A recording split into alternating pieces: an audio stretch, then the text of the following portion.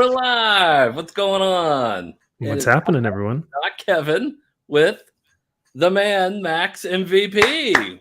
Hello. I love the applause. Nowhere else in life have I ever gotten applause except for on Comics Elite, so I love it. That's what we do here. We're elite here. We're not mediocre. That is true. That is true. So we got a lot of stuff going on. You notice my uglier counterpart is not here. My brother, he's doing stuff at New York or something going on. I don't know. There may be like a comic shop out there or something that's I don't know. Something. There's something going on and nobody's here. So yeah. I don't know. Well, we're here. We're that's here. What's important. That's yeah, right. And they're not here. Don't forget to hit the like button. Yeah. Cheers. Thank you. Like, subscribe, comment, hit the notification bell. All that stuff. We're growing big. So you guys are, yeah. We are. And I've been true. I think what like the Isom video that I put out has like been one of my biggest videos so far, which has been great. And who would have thought it's just a comic book review? Like those don't normally do well at all. So it's really odd. I mean, you hit it out, you got it out right at the right time, I think. So true. I was very thankful of the timing of my delivery because like there are some people who still haven't gotten their copy yet. I don't have mine. Yeah. Oh yeah. See, yeah. So I had to read Drew. But you did read it though, right? I did read it. So okay. I read it. Drew read it first, and then I was literally right there next That's to him. Right, yeah. And then I read it. We didn't talk about it, but now I was gonna say, do you want to actually talk about that now? Do you want to talk about some other books before? Do you want to do like Skip It's Mez best of? What do you want to? Yeah, we can start off with Isom. I can cool. Yeah, we'll start with Isom and get your take on that. So yeah, so there it is. There it is. Big campaign, 3.7 mil. I mean, he's killing it. Now, the great thing about this too is if you guys haven't gotten your copy yet, or if you didn't purchase one, you can still get cover C, I believe, on his website. So it's not the limited edition, like cover A or whatever, but I still think you can get a cover if you guys want to grab one of those. So yeah, I think I got cover B. I think I got the one Drew did. Yes, cover C looks like it is still available. Yeah. And speaking of covers, that was probably like one of the things that I didn't mention in my video, but I was so happy that you guys mentioned that in yours, because I like cover A, but B and C are poopy, man. Like, I mean, they're kind of they're kind of meh, like especially C. Oh yeah. Yeah. Perspective's all wrong, right? Perspective, and no one feels like there's any weight to them. Like everyone just kind of feels like they're like they're floating fighting. Like no one feels like they actually have like real substance to their like I don't feel like he's about to like smack him in the face with a punch. Like it just kind of feels like they're all floating a bit. Yeah, like I equated it to the one cover that we had of I don't know if it's DC. No, where was it? Deceased, and it was a really far back perspective of Supergirl and Power Girl. They were fighting. It's like it's so far pulled back that that would be more exciting if it's closer. And we brought up, it's like we see Sean, we see what he does with covers, and looking at it's like, oh man, like you could have had some really kick-ass covers in here. And the other cool thing is like, or not cool thing, but what you're talking about with those like really close in covers is MG, you're not wrong. True. MG, we told Drew he should go up to his table and, just say hi. Just say hi. He seems like a really nice guy.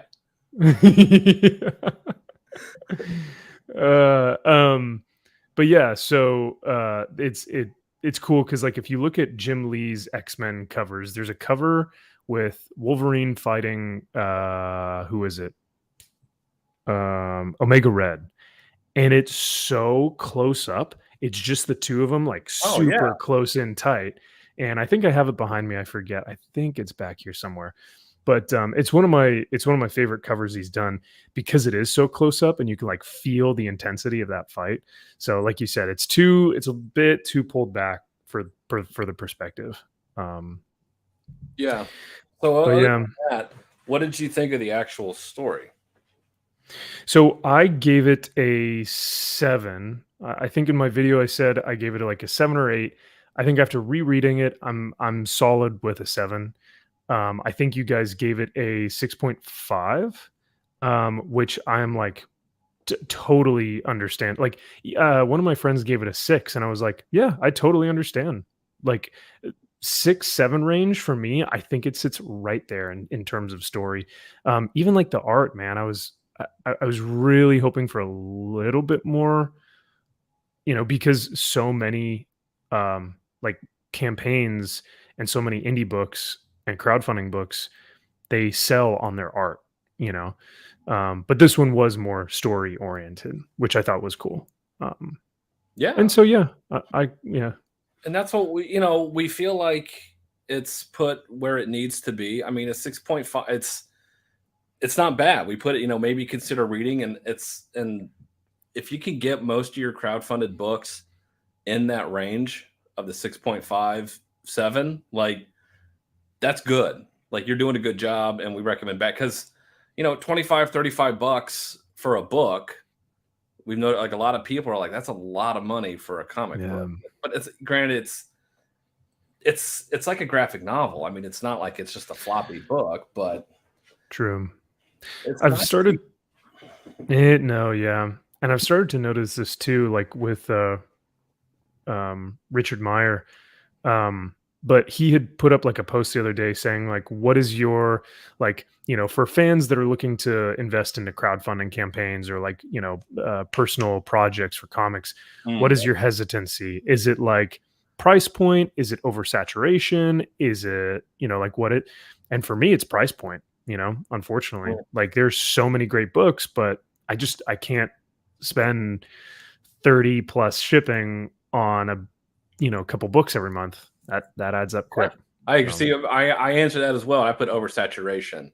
I put okay. there'll Yeah. be a big drought, and then all of a sudden it's just like boom, campaign, campaign, campaign, Yeah. campaign, and it's like, damn, like you got to spread this stuff out if you're going to be charging. Well, just like Aaron the Presti, it's like I spent over $100 the first time, and then he dropped that Simon Bisley cover, back that Yeah. again. Granted, he was smart and dropped shipping for people that Okay. already bought. So Cool. shipping goes down a few bucks, which is nice. But still, yeah, it's just like, man, I want to back all your stuff, but I can't. It's like, Yeah, right? but it falls in line with the price point. If they were cheaper, then you could back more. But I do understand, you know, logistics and everything and shipping. It's Mhm. difficult. It's And, having that all independently funded, like it's a lot of money. They don't have any publishers, they don't have any type of person that is helping them fund that except for us.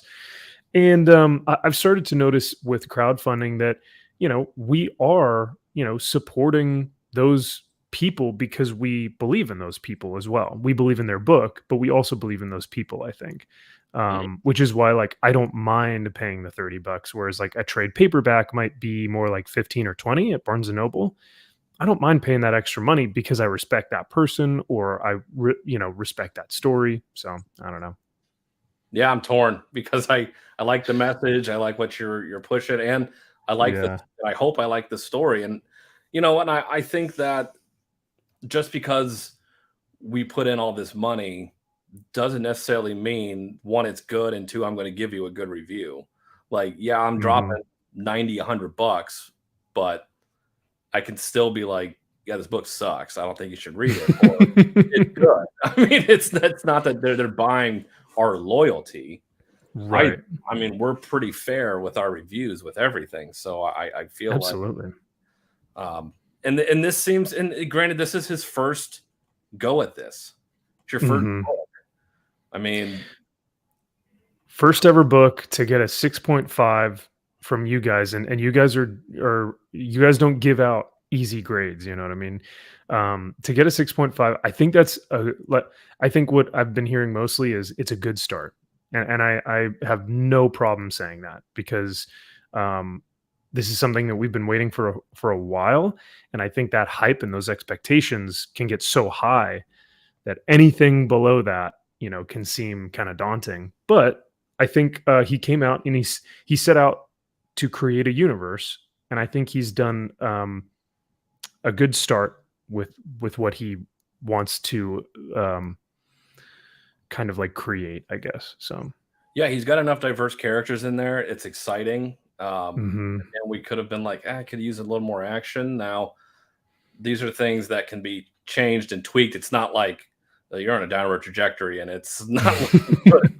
No, you have a solid foundation, and that's what you Yeah. need, especially when you're building a world, which is what he's Mhm. doing. It's like you have a whole a universe you're building.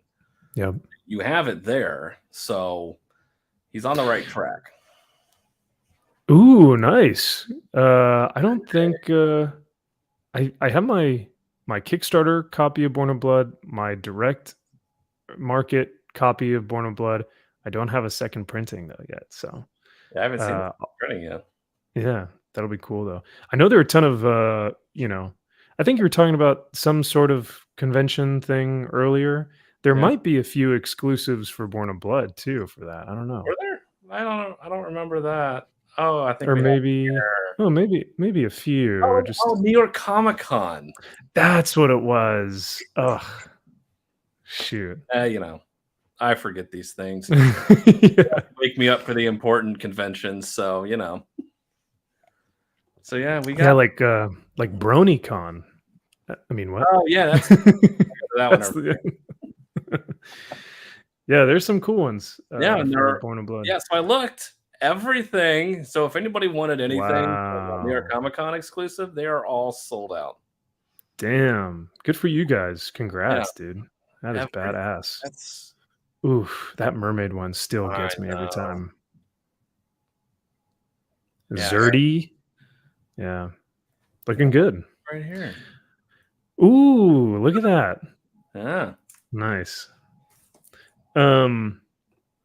So yeah, overall though, I think when it comes to Isom number one, um, yeah, my main complaints were it needed more action, and the action scenes that we did get were kind of meh.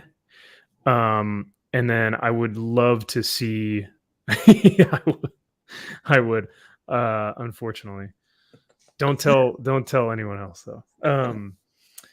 And then yeah, I think that as a like superhero story, it's pretty just kind of generic. Like the plot points and the character beats and stuff, like they're pretty standard. So it's not like anything that's changing the game of superhero comics in terms of story, but in terms of like a new universe, that's where we kind of see that difference or whatnot. So yeah, no, I think what was the other thing? I think there were some panels that I think the art could have been fleshed out a little bit more, and maybe some of the editorial could have like cleaned up and maybe streamlined a few of the scenes or dialogues. But for the most part, I was actually very impressed with Avery's dialogue to Darren and how they talk to each other as like hero and villain type. I was actually very surprised and impressed, especially for Eric not having written comics before, So Right. Again, they felt like actual humans talking to each other. yes, like a human would say something, and then that other character would respond with a human response, and I was like, "Wow, Huh. that is refreshing." Real. I could see this tete-a-tete, and Yes. it felt lived in. They felt like actual people that had a history with each other. Mhm. Everybody, the world felt so lived in, and I like the fact that it didn't hold your hand. It wasn't like Yeah. years ago, and then you cut to here's all of the backstory you need. It's like, who is this guy? What are his powers? What is he doing here? What is their beef that they have? I mean, This is stuff. It's like we're not gonna hold your hand here. You're gonna either have to fill in the gaps on your own, or you're gonna find out later on, which gets you to want to come back. And it's not mystery box for the sake of mystery box. It was actually things that I was interested in. So, like for example, there's for those of you guys who have read it, I don't want to spoil anything, but there is a scene where these like doctors are. Yeah, we need more of that too, I MG. did miss that. Yeah. Um, there was a scene where Avery, who's Isom, he gets injured and they are like taking his blood work and they're trying to do all these tests and they're like, so is he an accept? And they're wondering like, well, he's got these like incredible powers of an accept, but he doesn't register on our like Yeah, accept. the registry, or they have. Yeah. So like, is he or is like has he trained his body to combat accepts, but he's just a guy. Like that dynamic is really cool, and I think that's very interesting. Or he is an accept and he's been like in hiding, you know what I Right. mean? And like no one actually knows. So like that stuff to me is really cool because like that's what nerds talk about in comic books. They speculate and they go, oh, could it be this or could it be that? And that's what you get. And like it's not just mystery box, like I don't know, what's the MacGuffin of the suit? Like it's more than that. So Right. No, I absolutely, you're right, and I'm excited. I will definitely be back for Isom #2. yeah. I mean, I'll be back until the biscuit wheels in that gravy train fall off, pretty much, and take the stark nosedive. But they have enough time now. That's what's nice about some of these crowdfundings is if people actually legitimately review it and they listen to the critiques of decent people and take that to heart, they can actually go back and change and edit and make things better, as opposed to a Marvel or DC, to where it's like that's been in a drawer for months. We don't even care at this point. We're already on to something else, and we don't care about critiques because we know we're right and we're the best. So Joe Quesada was hired by DC. Oh dear God. Yeah, I think he's doing a Batman book from what I saw. Oh.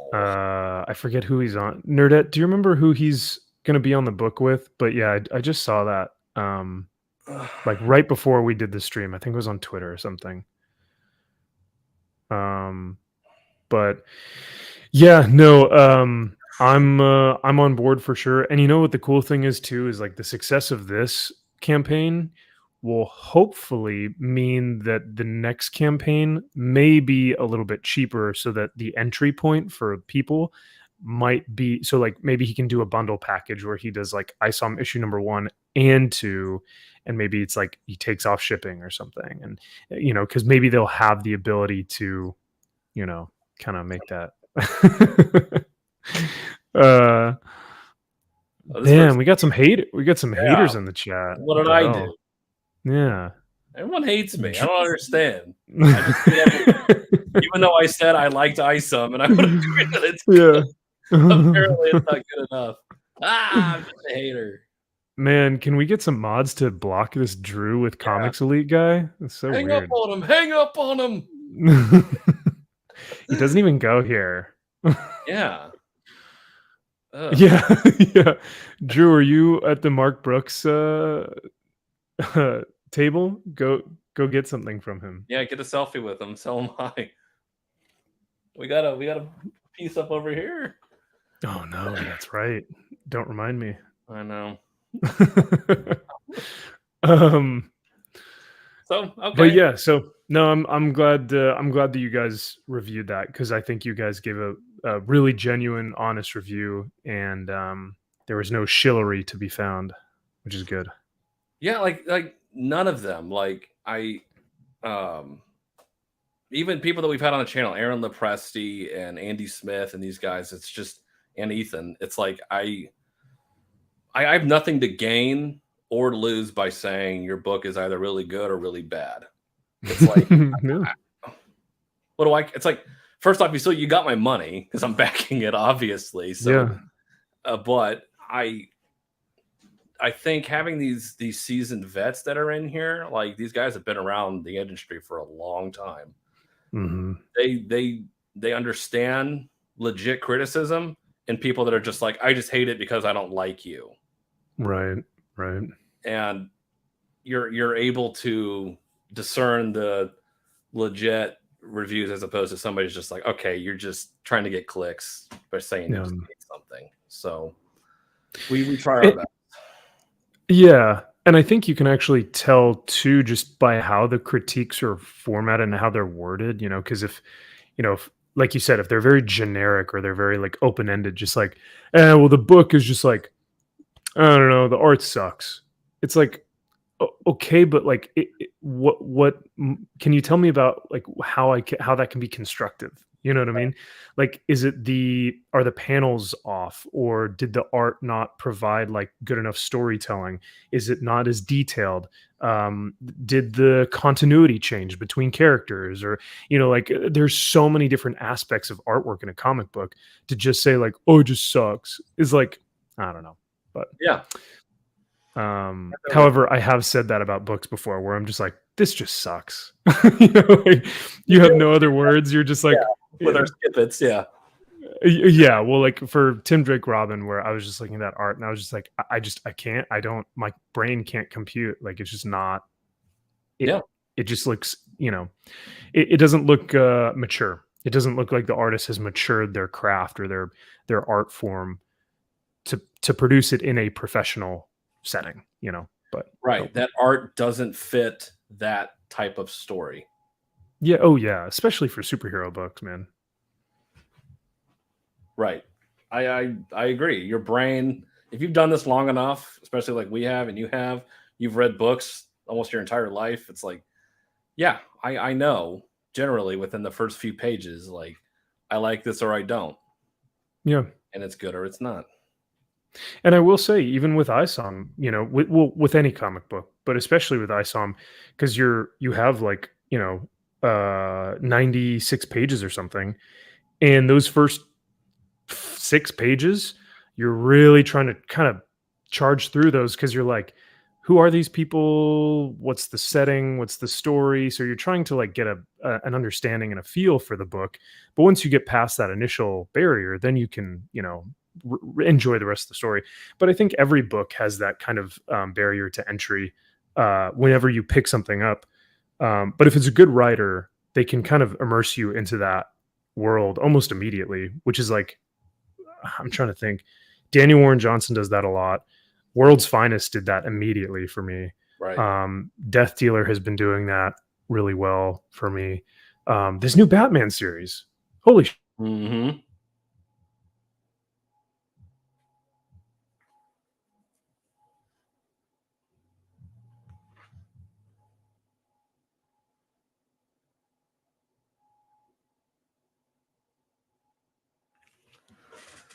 What happened with Max?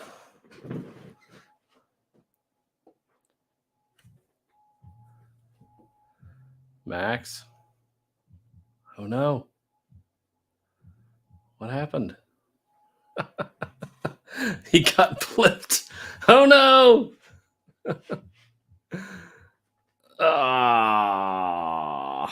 Internet's out. Boo. So back to Isom number 1 again. Said it was good. Oh, and there he is. He's back. What happened? What did I miss? It's our internet. Everyone talks shit about ours. So, well, it's only because I can only see 3 pixels on the screen at one time when you guys are doing your reviews. It is so, I can't even tell you how frustrating it is. Us putting up those videos and how horrible the internet is here.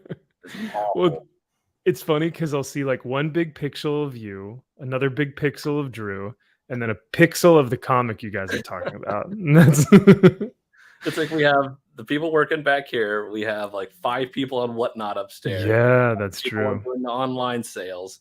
So, yeah, it's crazy. It's kooky town here. I was gonna ask before I got terminated by the YouTube lords. Yeah. MG, you said something about artist commissions earlier, I think in the stream. Were you talking about Puppeteer Lee by chance? Because if so, I might need to hop on that train because he does some incredible work. So, Oh yeah. and by the way, I did get your email, MG. So thank you for sending that. I just haven't gotten a chance to respond. So thank you, brother. But yeah. Basically. Yeah. Jason Sean Alexander. Okay, I might have to message Puppeteer then, because that dude is a boss. So I think we were talking about, right before I got blipped, I was gonna say Batman. You were talking about Batman. Are we going to Batman? Do you want to go to the Batman? Yes, the Batman. The Batman. Holy shit, man! This, like, I have not been reading Batman since Court of Owls, Okay. and these past 2 issues have been so much fun. Like, really, really cool. And I hate to, like, be like, Batman, but, like, it really is so cool. You know? I don't know. No, it's so refreshing. Yes, yeah. There's just something. Yeah, you could look at it and it's a really simple story of a Terminator going after Batman and everybody. It's like, okay, fine. But regardless, I still think it's an awesome story. I still think there's layers here. It's just downright fun. And part of me thinks it's like, when we do these reviews, we read all this stuff. Now, granted, we don't read them back to back because Lunar comes in differently than Diamond, than Penguin. So we're not like, here's a stack of 40 books and it's just 1, 2, 3. We have time in between, but like, I like these shows on Friday because I can go back and see, like, was I in a mood, or is it because I read so much crap that this stuff stands out and it's really not that good? Yeah. And maybe it's just us, but this is damn good. I mean, it's just a lot of fun. It's damn good. It's I was, because you were saying that the story is kind of simple. It's just a Terminator, trying to kill off the Justice League, which is technically, yeah, I guess you could sum it up to that. But within that, there's so much complexity here because you have every different member of the league trying to help out in any way they can. And this thing always you have 2 different, like, voices, which is basically Batman saying that or Zurana saying that this Terminator thing, this failsafe, knows all of these different techniques. He knows exactly how he's going to watch his friends die, which is horrifying, and yet he still can't do anything about it. The failsafe is taking each one of these members out individually by taking them into an alleyway that was designed by Batman. Like, there's so many, like you said, there's so many layers to this. There's so much complexity within the story. And that's why I think it can be simple, because the story is simple. It's just failsafe versus Justice League. That's it, and at the end, I love how it says, like, Batman always has a plan. So what's the plan? And that's like, oh, it's like, oh, It's that classic, it's good. Yeah. Yeah, it's that classic story of the heroes are in an unwinnable scenario and then they find a way to win. And seeing that arc, it's seeing this failsafe character just come in and do this to Batman and Superman. Yeah. You're seeing them completely, like, shattered. Yeah. And Superman, he lasted all of like 5 seconds. I mean, he put up hardly any fight. Is this Dan Mora or is this Jorge Jimenez? I think it's Dan Mora. I can't. Oh, Jimenez. Because on the book it says Jimenez, but it does have reminiscent qualities of Mora. Yeah. I do like how these 2 guys are drawn right on this panel. Oh, they are jacked as shit. Like, yeah, his shoulders are like as broad as that staircase, dude. Like, yeah. So I do like how they're drawn. And the cool thing about this though too is like I didn't feel like Superman got like nerfed here or anything because they still kept his core character intact, where he comes in and he's like, get away from my friend type of like, you know, Mhm. big brother mentality. So they keep him as a character intact, but this thing is just so good at what it does, which is taking out the Justice League. He knows how to counteract. So Yeah, it's like you see them showing up and it's like, oh, they're gonna win the day. It's like everyone's here. mhm, Martian Manhunter, you got everybody. yeah, Oh, they're gonna take care of this thing, no problem. And but not quite how it goes. I just right. see this and you know, telling him where to go, and he's just like, fly southeast 94 degrees. It's like, what are you talking about? It is cool because the other thing too is, like you said, we're introduced to like we get all of our classic characters like Martian Manhunter and Hawk Girl and Mhm. um, Black Canary Yeah, you got and we got everybody here. Oliver, and they all have a distinct voice in the issue. Like Zdarsky writes them well to where Oh, and then Dick shows up in this too, and he's great. So Yeah, I forgot about yeah, yeah. And so they're all written how they're supposed to be written. I mean, yeah, that's basically to put a fine point on it, this is how they're supposed to act. hmm None of this, Night Queen, other bullshit going on, all this other dog shit. It's like, no, this is just a straight up horror book, suspense. yeah. And it's just fun seeing these guys just completely thinking they have an upper hand on this thing. It's like, oh no, we'll take care of it. Don't worry, you guys get out of here. And I I like that panel with Black Canary. She looks oh great yeah, there. that's a nice pose. Yeah. And it really like displays her powers cool too. Like with the sonic, Yeah. like rays or whatever. So that's cool. Oh, Um it was funny because I went to that's another great shot of Dick. that's sweet. Yeah. Yeah, because they're like, okay, so if the alleyway is built to take out all these heroes, what are we supposed to do? And then the failsafe is like, you deal with me. Like, so cool. So awesome. Yeah.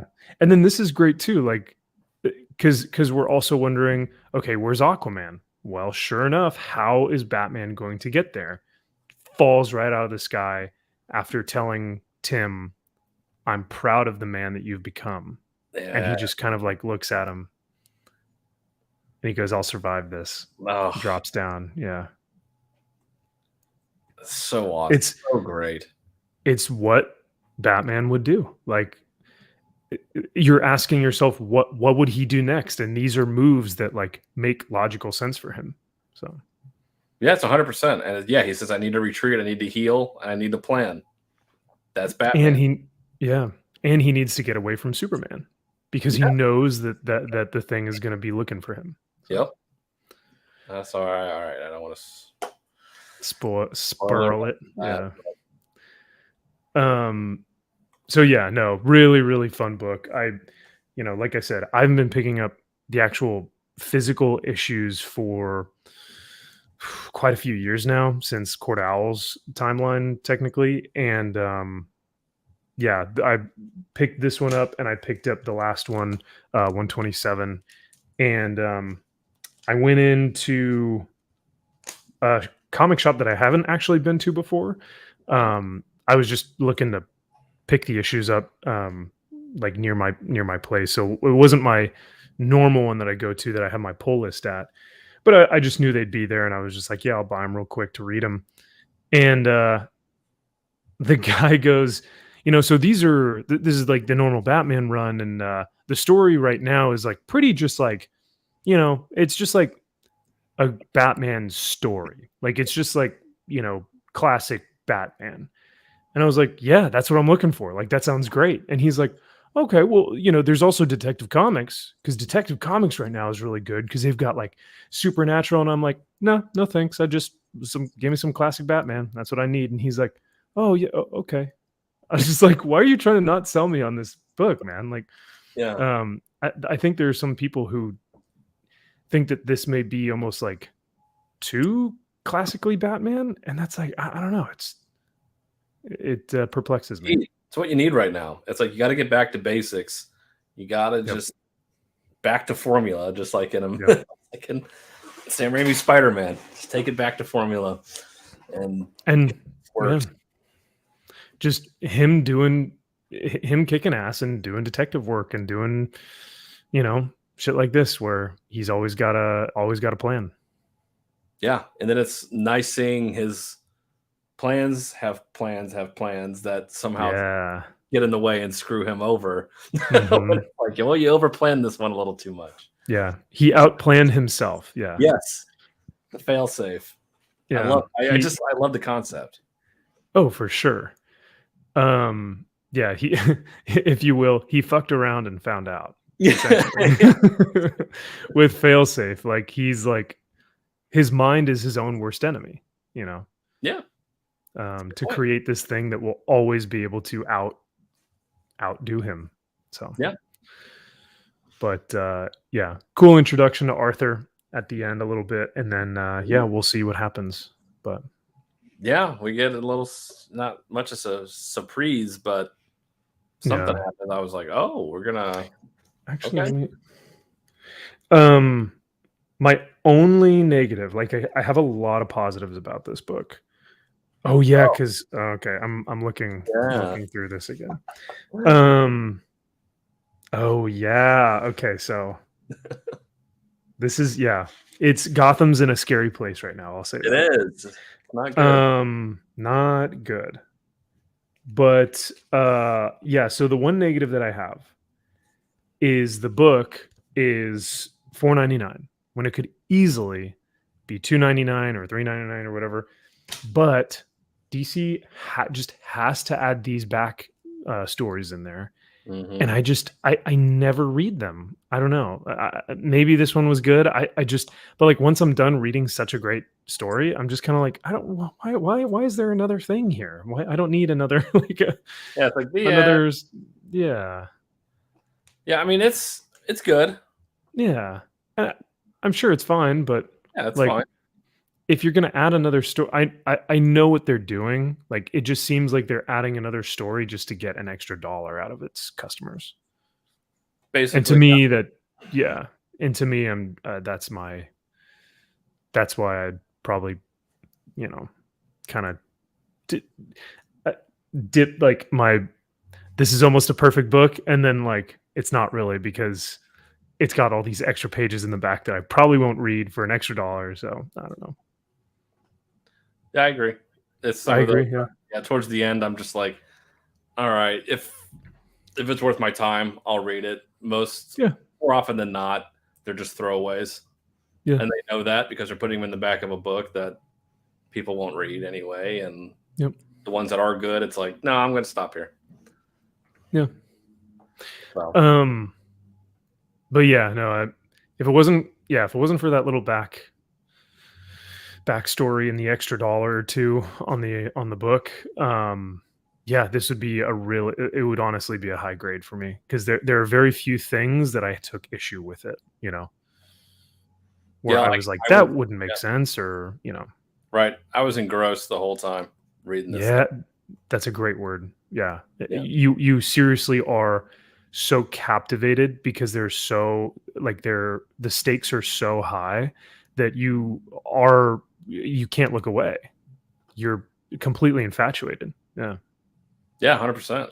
They hit a home run. They have a home run here so Yeah. far until they hopefully. So far. I know. Yeah. We'll see. Fingers crossed. Yeah. Um, Because like that's what's so scary is like especially like with Death Dealer, granted Death Dealer it was a fill-in, it was a filler issue. So like it kept getting better. Issue 1, 2, like for me, issue 3 was probably my favorite. 4 was really good.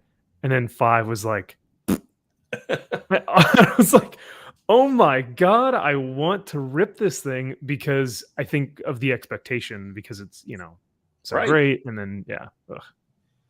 Yeah, right there. It's just all, and it's funny how things can take that right turn and Mhm. So completely ruin suddenly.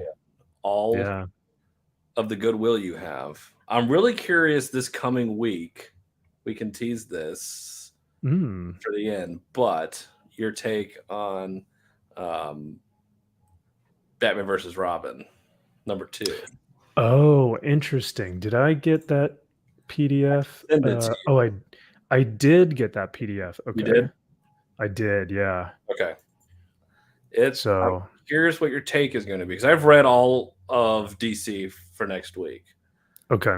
and yeah, really curious what your take is on that. All So, right. Yeah, I'll have to let you know. I didn't read the first issue, so I'll go back and read that one as well. okay. Um, but yeah, I mean, I haven't had DC on my poll for a list or on my poll for a while. I started reading World's Finest and Jurassic League and really started enjoying those. And now I'm thinking, hey, I might have to put Batman on there too, because this has proven to be past 2, 3 issues, man. I have just been solid. So I agree. All right. So we're ready to move on to another great book this week. yeah, do you want to do like a meh, or do you want to do another? Like, because the only other one that I had in my top two for me was Junkyard Joe. We can talk about So Junkyard Joe. cool. Talk about Junkyard Joe.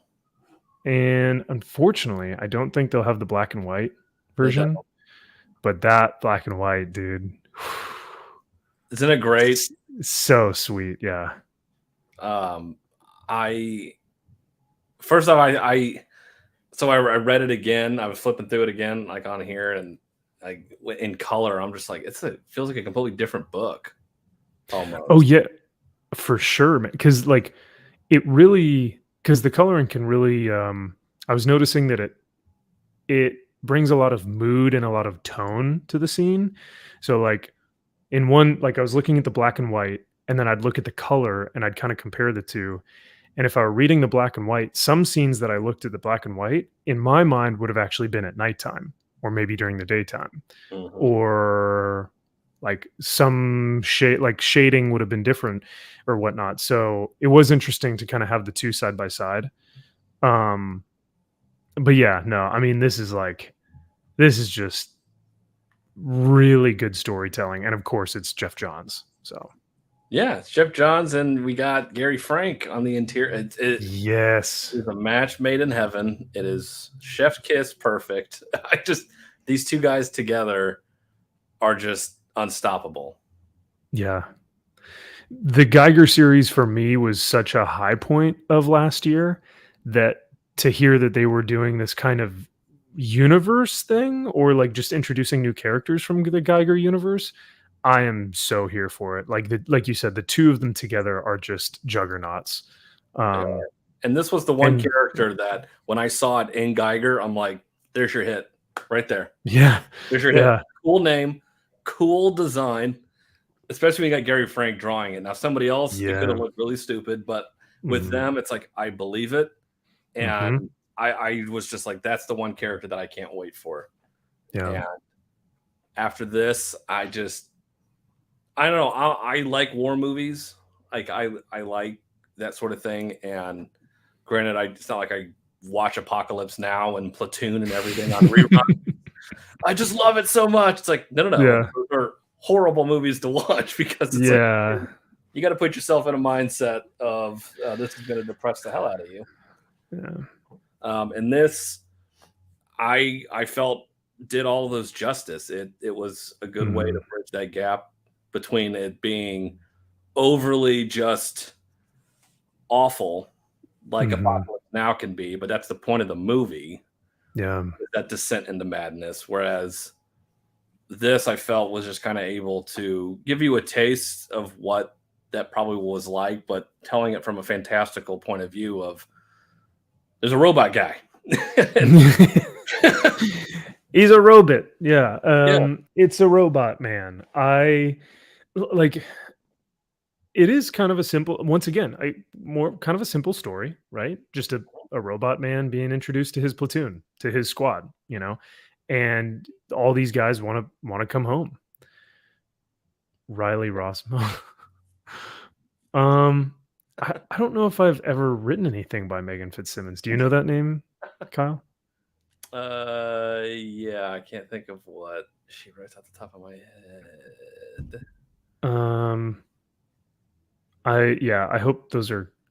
I'm not sure. I've heard the names before for sure, but I don't remember what they've done. But yeah, MG, if you get a chance, dude, like Junkyard Joe was really. I hope we don't spoil anything, but I'm gonna try not I to. would. Yeah, I'll say that I really liked. Oh, was it okay? No, yeah. Oh yeah. What am I? Yeah, what am I thinking? That the reason why is probably I probably Yeah, tried to just purge that from my brain, so I I've didn't have completely to. forgotten all about it at this point. Yeah, right. I've purged that. It's a sponge. Yeah. If you don't need that, well, because you fill those skippets with like good issues, and then your brain starts to like, it gets infused that way, and then you're like, oh, thank God, because if you don't, you'll just go insane. Oh yeah.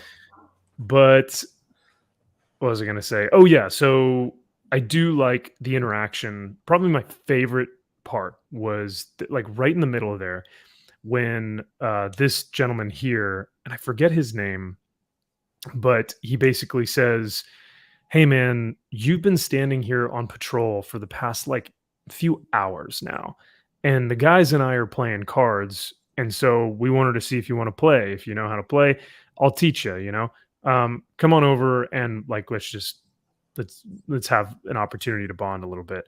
And this like stone cold, doesn't say a word robot thing comes over, and the guys start interacting with him. And then the next few panels are you're getting to know the different personalities of like the big dude, or like maybe the little guy, or the sergeant, or like each one has their personality, and they're kind of introducing themselves to this robot, and so that towards the end you really care when that big moment happens. You know what I mean? Yeah, 100%. Yeah, you get the typical, oh God. Oh, dude, that scene got me so good. Damn. Like, and Oh, you see it coming too, and then something like this, it's like, ah man, it's just God. It just I I actually didn't see this coming. So for me, it was almost like I was watching a movie because you're just yeah. so immersed. You're like, you're just hanging with the guys. You're trying to figure out where they're going because they're trying to, and then boom, all of a sudden, next panel, you're like, holy fuck. Yeah, it's that part in Forrest Gump where the sun comes out, and then all of a sudden it's like you hear that bullet Yep. whiz by and hit that dude in the head. It's just like, damn. Yeah. And that's unfortunately that's how it goes. And it's just I love that. And if it were, yeah, oh God, so gnarly. If it were any other artist, that panel would not have had the same impact. Guaranteed. But because it's Well, yeah, Gary literally, Frank, like because yeah, oh yeah, literally. Because it's Gary Frank with the like yeah. little noise there, and you see like the teeth. Oh, it's just like it's so gnarly. It is. Like It's slow motion yeah, shot. You can just see it. It's just like yeah, God. yeah. But yeah, all of them have their own distinct voice clearly, and yeah, you can say Mhm. their archetypes and their cliches, and it's just it's in every Vietnam movie, it's in every war movie. It's like you have the scared black guy, you have the hard ass sergeants, you have Yeah. the timid little bitch guy, you have it's like you have the hard ass guy that carries around you The know Saw yeah, 240, like exactly. the big machine gunner, yeah. And Um, but it's like, yeah. okay, but when it's done well and when it's done correctly, it's oh It's done well, it has a lot of heart, and it's written very well, where it didn't feel to me like too much of a cliche. it is very Saving Private Ryan-esque, where to me you have highs and lows of that film, right? Like where you have, you know, the guys like joking around with each other or giving each other shit, and like you get levity throughout the film. But then when those hard moments hit, they hit, and you feel that. And I think that's what was so well done in this book, is like I enjoyed the interactions between the squad, but then when shit hit the fan, I was really worried, and I was like, almost kind of like feeling that emotional weight of what Jeff Johns was writing here. So Yeah, I agree. When it's again, when it's done well, mhm. it's when it's done poorly or done subpar, then you start noticing all of the seams and that the emperor has no clothes. It's like then you start nitpicking everything. It's like, well, this is Yeah, wrong. This is wrong. And I changed this panel. And what are you doing here? And I wouldn't have said it's like, but when it's done well and done effectively, mhm. then it's like, no, you can tell a simple story that's been told a million times. Because let's face it, what new stories are being told? They haven't been told before. It's all Yeah. kind of the same story over and over again. But with this Vietnam War story, it's like, yeah, you can literally watch any war movie and you're going to get this version of it. And you're not going to see a metal robot guy showing up, but you're going to get the interactions, the squad, the character development, and all that. Then you grow attached to them, and then you don't want to see anything bad happen to them. Yeah. Which then in the back of your mind, though, you're knowing it's like, yeah, these guys are all probably going to die. I mean, but you don't want them to at that point. Yeah. And yeah. Oh, sorry, go ahead. No, you're fine. Yeah, that's kind of how like now I did not see the ending coming. I thought the Junkyard Joe was going to be like come back to the camp and be like the hero that everyone, and now he's getting all these missions, and now he's like doing all this, he's like winning for America. And Yeah. it's not that at all. You know what I No. mean? Like Nope. you see the darker side, and it's done in a way that's still like respectful. I felt like, to where it's heavy, but you're not like, yeah, soldiers are all murderers and stuff. It's just like, it didn't feel too heavy handed. It felt like this is the reality of war. Yeah. Let's make fun of Nixon and everything else. It's like, Yeah, and they could have easily gone that route, yeah. right? Yeah. Yeah, it's low hanging fruit. Again, like we say, it's that low hanging fruit Mhm. that everyone attacks because it's simple and easy. It's like, no, that's the twist he's bringing in this. And Mhm. yeah, where it goes at the end of this could go anywhere, really. I mean, it is Mhm. so open ended and Yeah. it's not just stuck in the same thing, doing it over and over and over again. I feel Mhm. like anyway. I don't know where it's going to go. I don't know how many issues it is. I never actually saw. I thought that this was a one shot, but I hope to Is this a my, you know, I hope to my little, comic beaten heart that they're like, especially if this thing sells well, like they gotta think that like, hey, maybe we got something cool on our hands here. Yeah.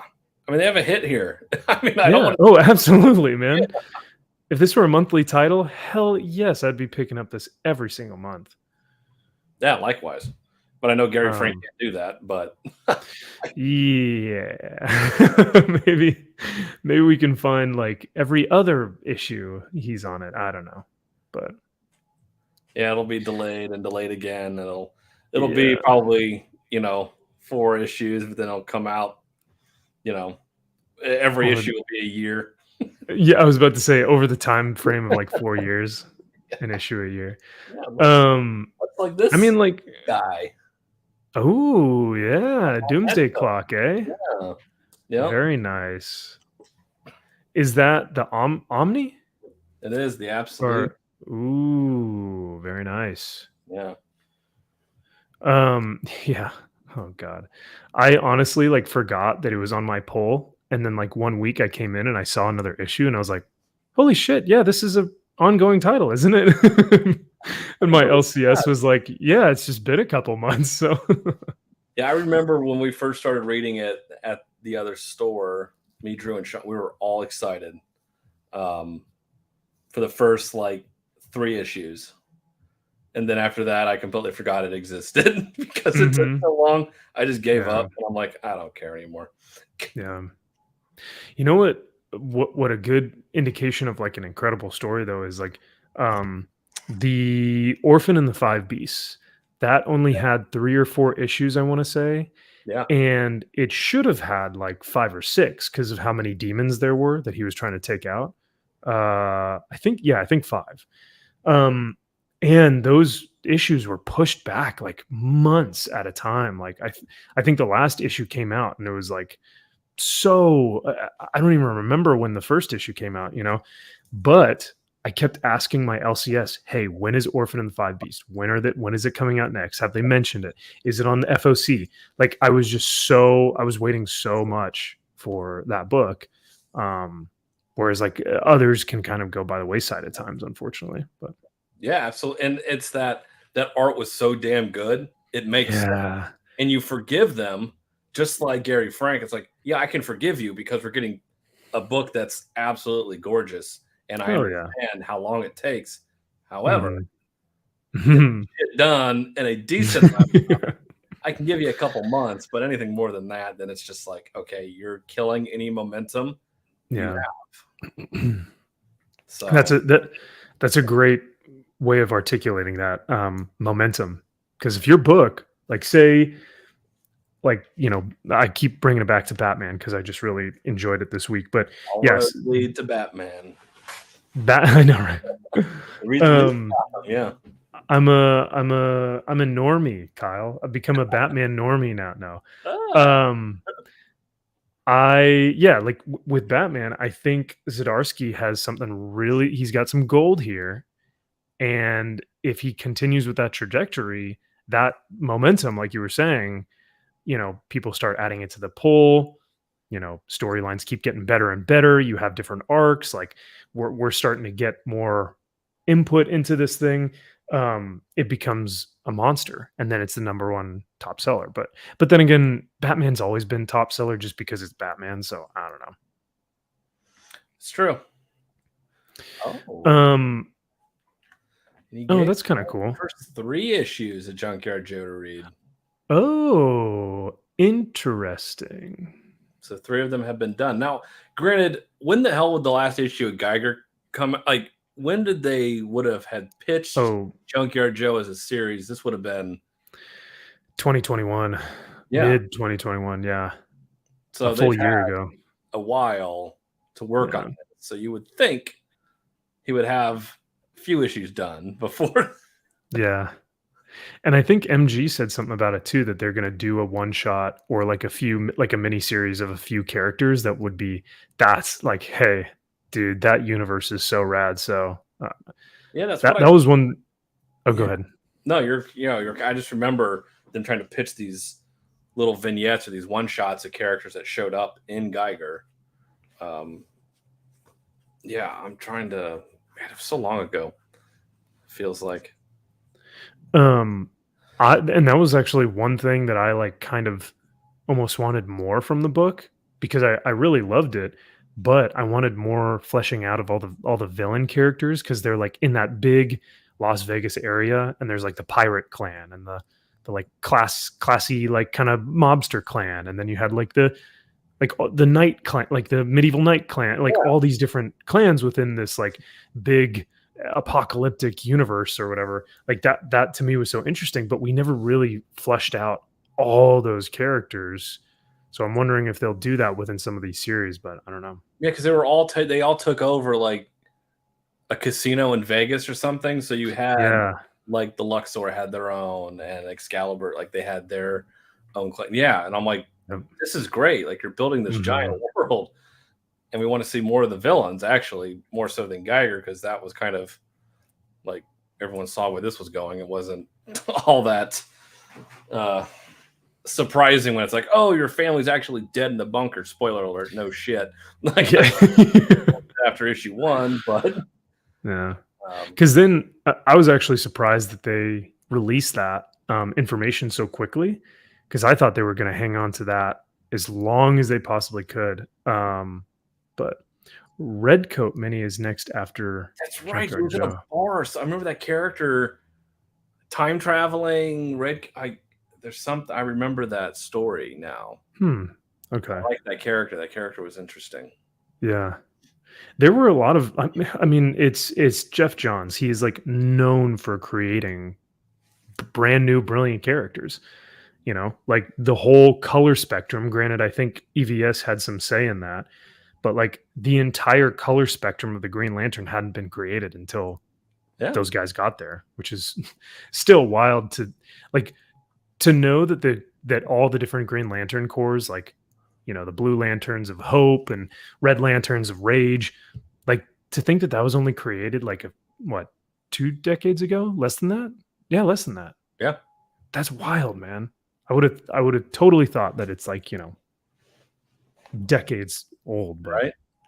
Because it's kind of there. Like, got different color. It's like you got all the colors. It's like, yep. yeah, it takes geniuses to figure it out. I don't hate. Yeah. Well, you said I hate everything. So you know what? I do. How about that, Kaiju? I thought you said I hate everything. So yeah, you know what? I hate TMNT. Go to hell. Kaiju, to be fair, my man, I know you're giving our boy Kyle, not Kevin, some shit, but I am not a big TMNT guy. I've just never really understood the however, Freddie Williams Jr., his TMNT stuff with Batman is really cool. I really like that. Yeah. Yeah. It's like the fact that it's been going on for so long. You can't go back and read it. It's like I like the original TMNT run. Yeah. And that stuff's classic and it's great and the art's terrific. But now it's like you're bringing in all these characters and the art's kind of I don't have time to go back and read 200 issues of TMNT. I don't. I have free time, but not that much free time. So I'm too busy reading everything else, all this other garbage coming out. I hate everything. So I will say that, I mean, I was kind of put off when they put Arpil O'Neill on that cover. Do you remember that? Where it was like, instead of April O'Neil, it was Arpil, and like big bold letters on the cover of that book too. And just editorial, just didn't even see it. So it was ARPL. Just, what are we doing? You know what I mean? Like, so it's pretty funny. Yeah, it's an IDW. It's like where they're at. It's like they're just a mess until they figure this stuff out. It's got to again back to formula. Bring TMNT back to formula. When we opened that new TMNT book that just came out, and it was like you weren't supposed to you didn't have to read anything before it, and it's perfectly fine. And so I opened it up, and I'm like, I had no idea what the hell was going on. I don't know these characters, so I'm like, clearly you're wrong because I don't know what's going on. So they need to bring it back to formula. And I mean, even if you did something like Last Ronin, which got huge praise, you still are bringing it technically back to the core of the characters. So like, though it's a different offshoot type of story, I think you still have the core of what made them so fun in the first place, maybe, and maybe a little bit darker, some things for new readers, but nostalgia for the old readers. I don't know. I didn't read too much of that series, but yeah, like you said, there has been such a diversion from, or offshoot from, like the core of the characters, that I think it wouldn't hurt to just see, because this is what I thought Rebirth was going to do, but just see what would happen if we did like just a year, just give it a year, maybe 2, of like classic characters, classic stories, and I would assume sales would go up, but I don't know. I would be curious to see that as well. Yeah. I mean, what do you got to lose? Your sales are already in the toilet. No one's reading, so why not? So, Nerdette, I liked this Poison Ivy issue this week significantly better than the last one. It is a step in the right direction. However, I wish it would go back to her being a badass killer wanting to kill the whole world thing. Like that was really interesting to me. Um, this low stakes stuff. I'm just kind of, I know I liked it when she was more of a badass and she had this world ending theme and what she wanted to do, and that was her plan. But this issue was significantly better than the last one. It's getting kind of back to that. I'm excited. So I have I have high hopes now that the train is back on the right track. So Drew liked it much better than I did, but nice. Yeah, unfortunately I didn't get to read that one this week, but yeah, I've heard good things. I was going to ask, so if poison ivy really does have the full control of most of the plant life on Earth, does that mean that like seaweed and stuff would also be technically? Because could you imagine how much yeah. seaweed and like ocean life she could technically control? Like that would be a plan for a comic book where she starts to invade Atlantis. I don't know, Yeah. but I could see seaweed breaks easy. I don't know. Who knows? that. That's not a story, never mind. Your redhead's Trying to take over the world. I know. Hey, we all got our vices, all right? I'm a humble man. And by the way, I was able to get some stuff done for midterms earlier. So if you want to continue, I've got some time. I forgot to mention that before we started. So yeah, I brought up the infamous, if you will. Yes. The auspicious, infamous Siren's Gate. Absolutely. Do you want to start? Do you want me to start? Am I 100% correct? Are you 100% incorrect? As Drew would say. So you go ahead. Okay. I'll follow your lead. Okay, cool. I think this yes, exactly, Nerdette. That's kind of where that's like, so I'm going to try and break it down into pros and cons because I was reading the book and I really didn't have just like a one sentence line of just like, here's my review. I think you have to kind of break it down into pros and cons. Pros for me, the art in this is really cool and these covers are chef's kiss. I mean, like it's exactly what I'm looking for in a cover. Just gorgeous women drawn beautifully, with like, great colors, like cover, like all the covers on there were like 30 different covers, like but they were all really cool and I was kind of torn of like which one do I like the best. So covers on point, interior art actually very beautiful.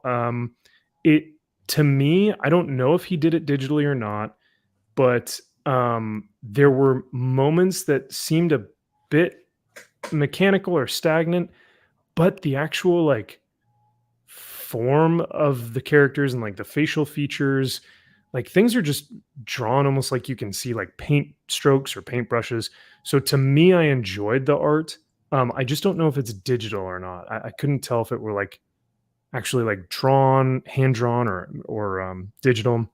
The other positive that I had is that you guys can see this is like one of the first panels. Panels in this comic book are not like any other panel that you normally see. Same thing with the dialogue. Like it's not just kind of here's a panel and then a text bubble and then another panel and another text bubble. Like the panels are almost kind of paintings. And this is probably my favorite. This is probably like my biggest pro about the whole book is like shots like this, where it's just, it literally just looks like a painting, gorgeous. Looks very digital, but I can tell from images on the screen. I think, yeah, I don't know, MG. I don't know.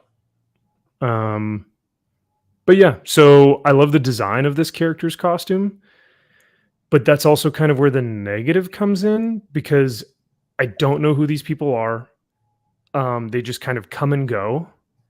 And then every other character that you're introduced, things just kind of happen to them. So like our main character is like reading in a strip club, and then she gets taken me out of the strip, or gets taken out of the strip club to meet her favorite author, but then she leaves, and then she gets fought by a werewolf. So like just things kind of happen without any setup or payoff or any type of through line, and you don't really know who these characters are, what their motivations are. So that was my negative for the book, is things just kind of happen in this like dream-like kind of state. Um so I don't know. I'm sorry for talking so long, but that's my Oh, overall general consensus. hey, that's So why we have this Friday show. that's true. That is Long true. We form really get to kind of ruminate on these books. So Yeah, and bounce ideas off. And it's like, oh, I never thought of that way. So yeah. we here, Drew and I specifically, got not necessarily in some hot water, but we said comments that we probably wouldn't have come to on our own had they not have been displayed to us by people that work here. Mm, There were two other people that work here that stated something about this art that Drew and I probably wouldn't have come to that conclusion for. mm. So, that being said, what we did say was not necessarily a negative. It what we trust me, there are times where we go in on people's art and we Yeah. tear books because of it. Yeah. This book was not torn. This book ended up in my top books, just well, one because of the week it was, but because it is unlike anything I have ever read. That is very true. Yep. And it still is. Now, Yes. that can be a detriment or it can be a positive for it. Mhm. So I'm not going to recant what I said, but yes, they were not views expressed by Drew and I solely, but I still don't see it as a negative. What I will say is a negative is I think this story is a bit clunky. I think Mhm. it has that problem of things just happen and it's just, oh, here's a happens. It just so happens. Yes. It Yeah. What a convenience. It's a plot convenience that so and so just happens to be here and so and so just happens to show up. And um I I like the art. It's so weird. It's like I really like this art at times. What I really liked was the end of this. I thought the werewolf looked really convincing and looked really great. Now, why a werewolf showed up, no idea. How you get there doesn't make a whole lot of sense. Don't know. Exactly. Don't know, Yeah. but I just it's such a weird book, right? Yeah. I'm glad that we weren't the only ones to think that because it really is an oddity. It's such a, yeah, that is a very good way of putting it. I think, like you said, it could be for some people, when while reading this, it would be under their pros list, and for other people it might be under their cons list. But it is very unique in what it does, which is basically give you this kind of painter like storytelling that has this kind of dreamlike state with these different type of panel storytelling and different type of um text. So I don't know, it what it does, oh yeah, I love I love that. The classic story, MG, right? One of my Tales all the favorites. time. Tale all the Remember when my old pappy used to tell me about his days where he'd, Oh yeah. leave the strip club to go meet his favorite author, who happened to be a vampire werewolf. You know. Um So yeah, what it does is very unique, and for me, I think that's a good thing. I think that what the author's trying to do here is unique, and hey, like changing up the comics game is interesting sometimes, and sometimes it can be something like that's really cool and unique and like bring something new to the medium. So overall, I think if we kept the art and how they display it, but we added more like actual dialogue between characters, motivations between characters, um, like plot lines that kind of played out a little bit more. Like sit with characters, allow them to develop and grow. Like I wouldn't have mind staying in that first scene with these characters to kind of like understand more who they are, or I wouldn't have mind staying with the author and our main character, um because I thought that was interesting. Why do they like each other? How did the protagonist find the author? What is the author's like, what does she write about? Yeah, there's just a lot of questions. So yeah. Yes, I feel like it should have been that, like, in the Mouth of Madness, where you hear about this Mm, author, this yeah. you read Sutter Kane, and it's that this character's going down this dark path into this author's world of this seedy underground mystical whatever the fuck That world, would be and this should end, I think, with her going to that house and meeting this author. Mhm. It's like it's that because you had a perfect like Bram Stoker's Dracula moment here where you Mm. meet Dracula for the first time in their house and you get this odd feeling like they're super nice, but you just get this weird, creepy vibe from them. And this art would do that perfectly. Yeah, yeah, It's the got that mood of everything, mystical, yeah. moody, creepy stuff. You're doing stuff with the lighting and the shading, and it's like I'm thinking of A Town Called Terror because MG brought that up, and that makes perfect sense. Mhm, Like you can marry those perfectly, and mhm. like yeah, just the pacing in this, I just feel like it's just boom, boom, boom. We're hitting all this stuff. It's like no, no, Yeah. no. You're getting the werewolves. It's like you need to slow down, and we need to spend either more time at the strip club, which hey, I'm always a fan of, or Yeah. or if you want to cut through that and get to the creepy stuff, then you can do that. So I just feel like it's kind of one or the other. Do more backstory into these characters and who they are, but if they're cannon fodder, who really cares because they're going to be dead Right. anyway. I don't know. What about this? You brought up a great point. I think the book should have ended at the house of the author. But what if like we find out that this woman, the protagonist, has been reading this author, and the author has like kind of she writes fantasy about werewolves and vampires in kind of this like Twilight-esque universe. And so the protagonist is like, "Oh, I just love these books. They're not real, but whatever." And then when she meets the author's like, "Oh no, these books are real. You don't understand that there are vampires and werewolves within this world." And then it's this big, "Oh my god!" And you realize, "Oh my gosh!" So now we're in a world where there could be these potential real things.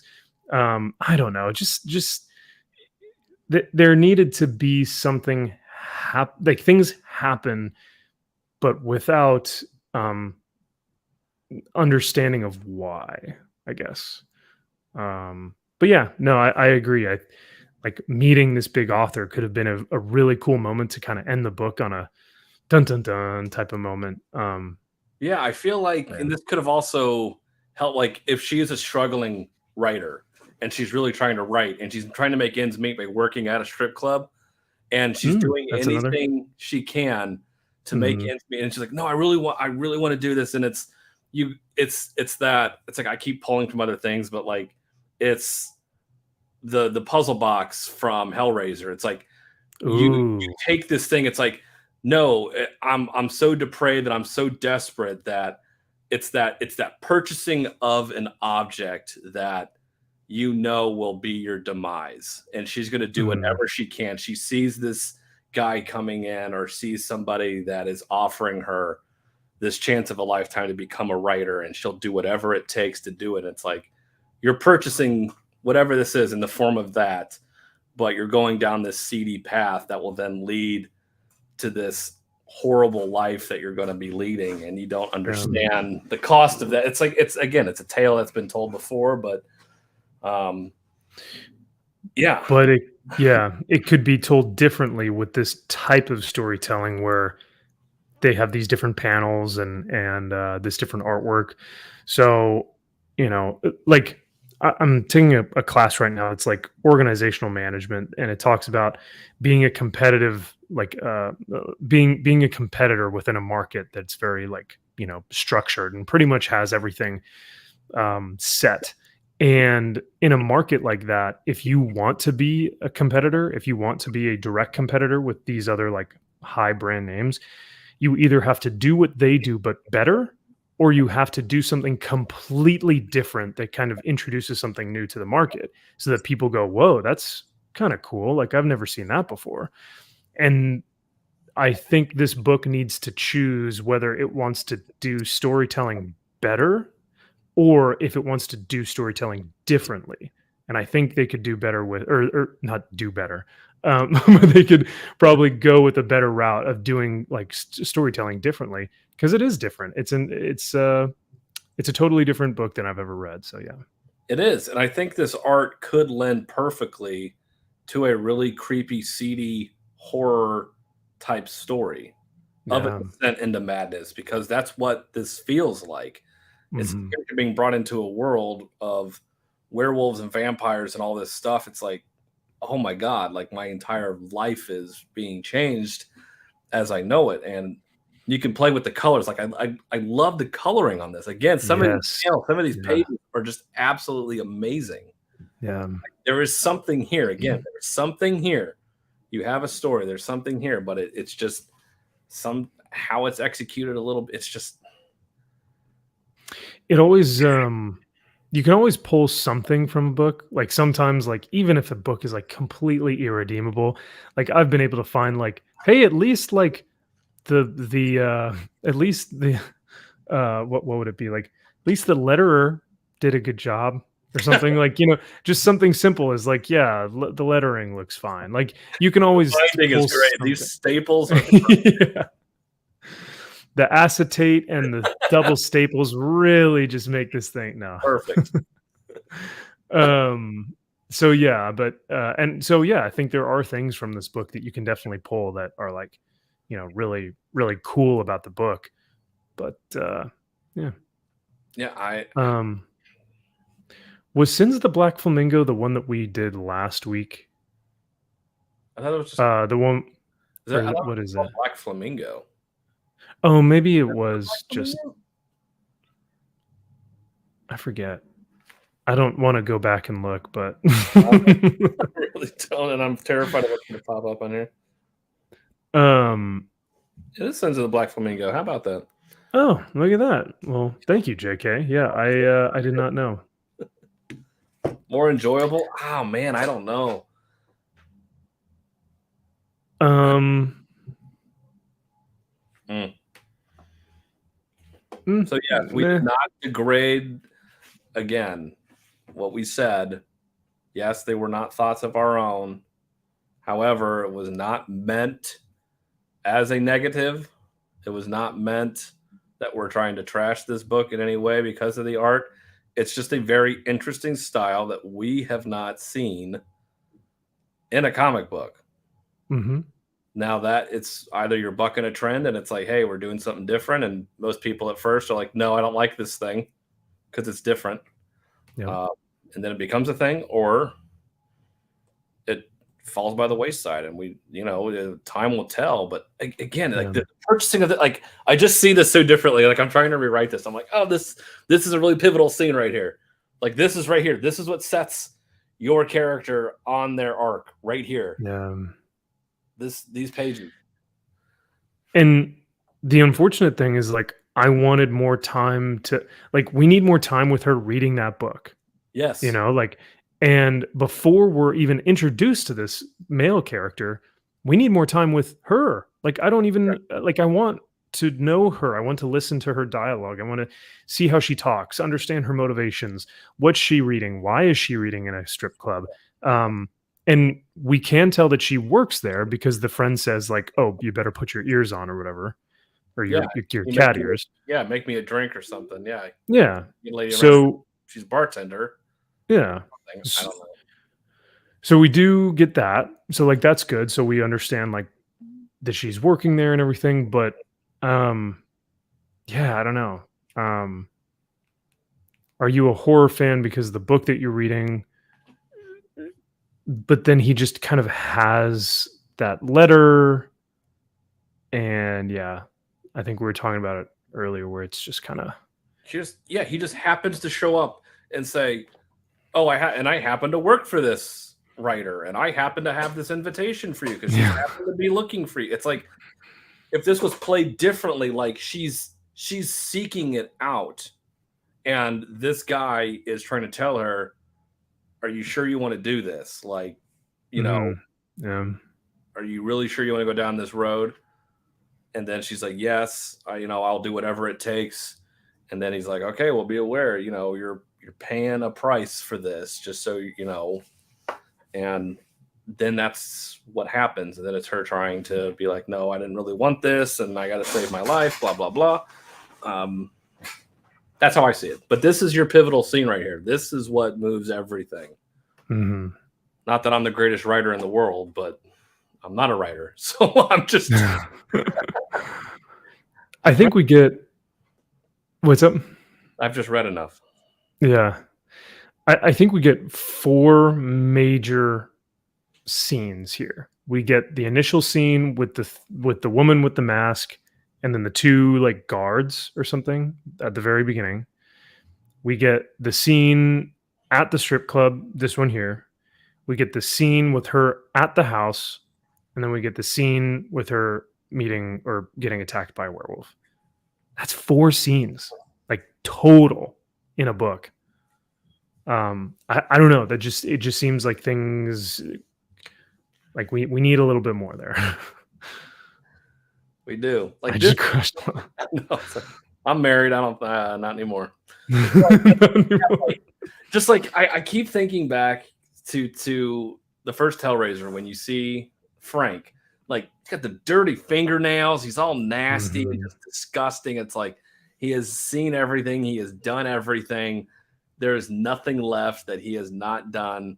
And he takes that box and it's like, take it. It's always yours. It's always been yours. It's like just this scene of the taking of the envelope, the invitation. Like it's like there just needs to be something there. You got to see it. Like there's got to be blood on it. It's got to be dirty or nasty or a nice, a scroll or something. And he's got to be all seedy and nasty, and her just wanting to. If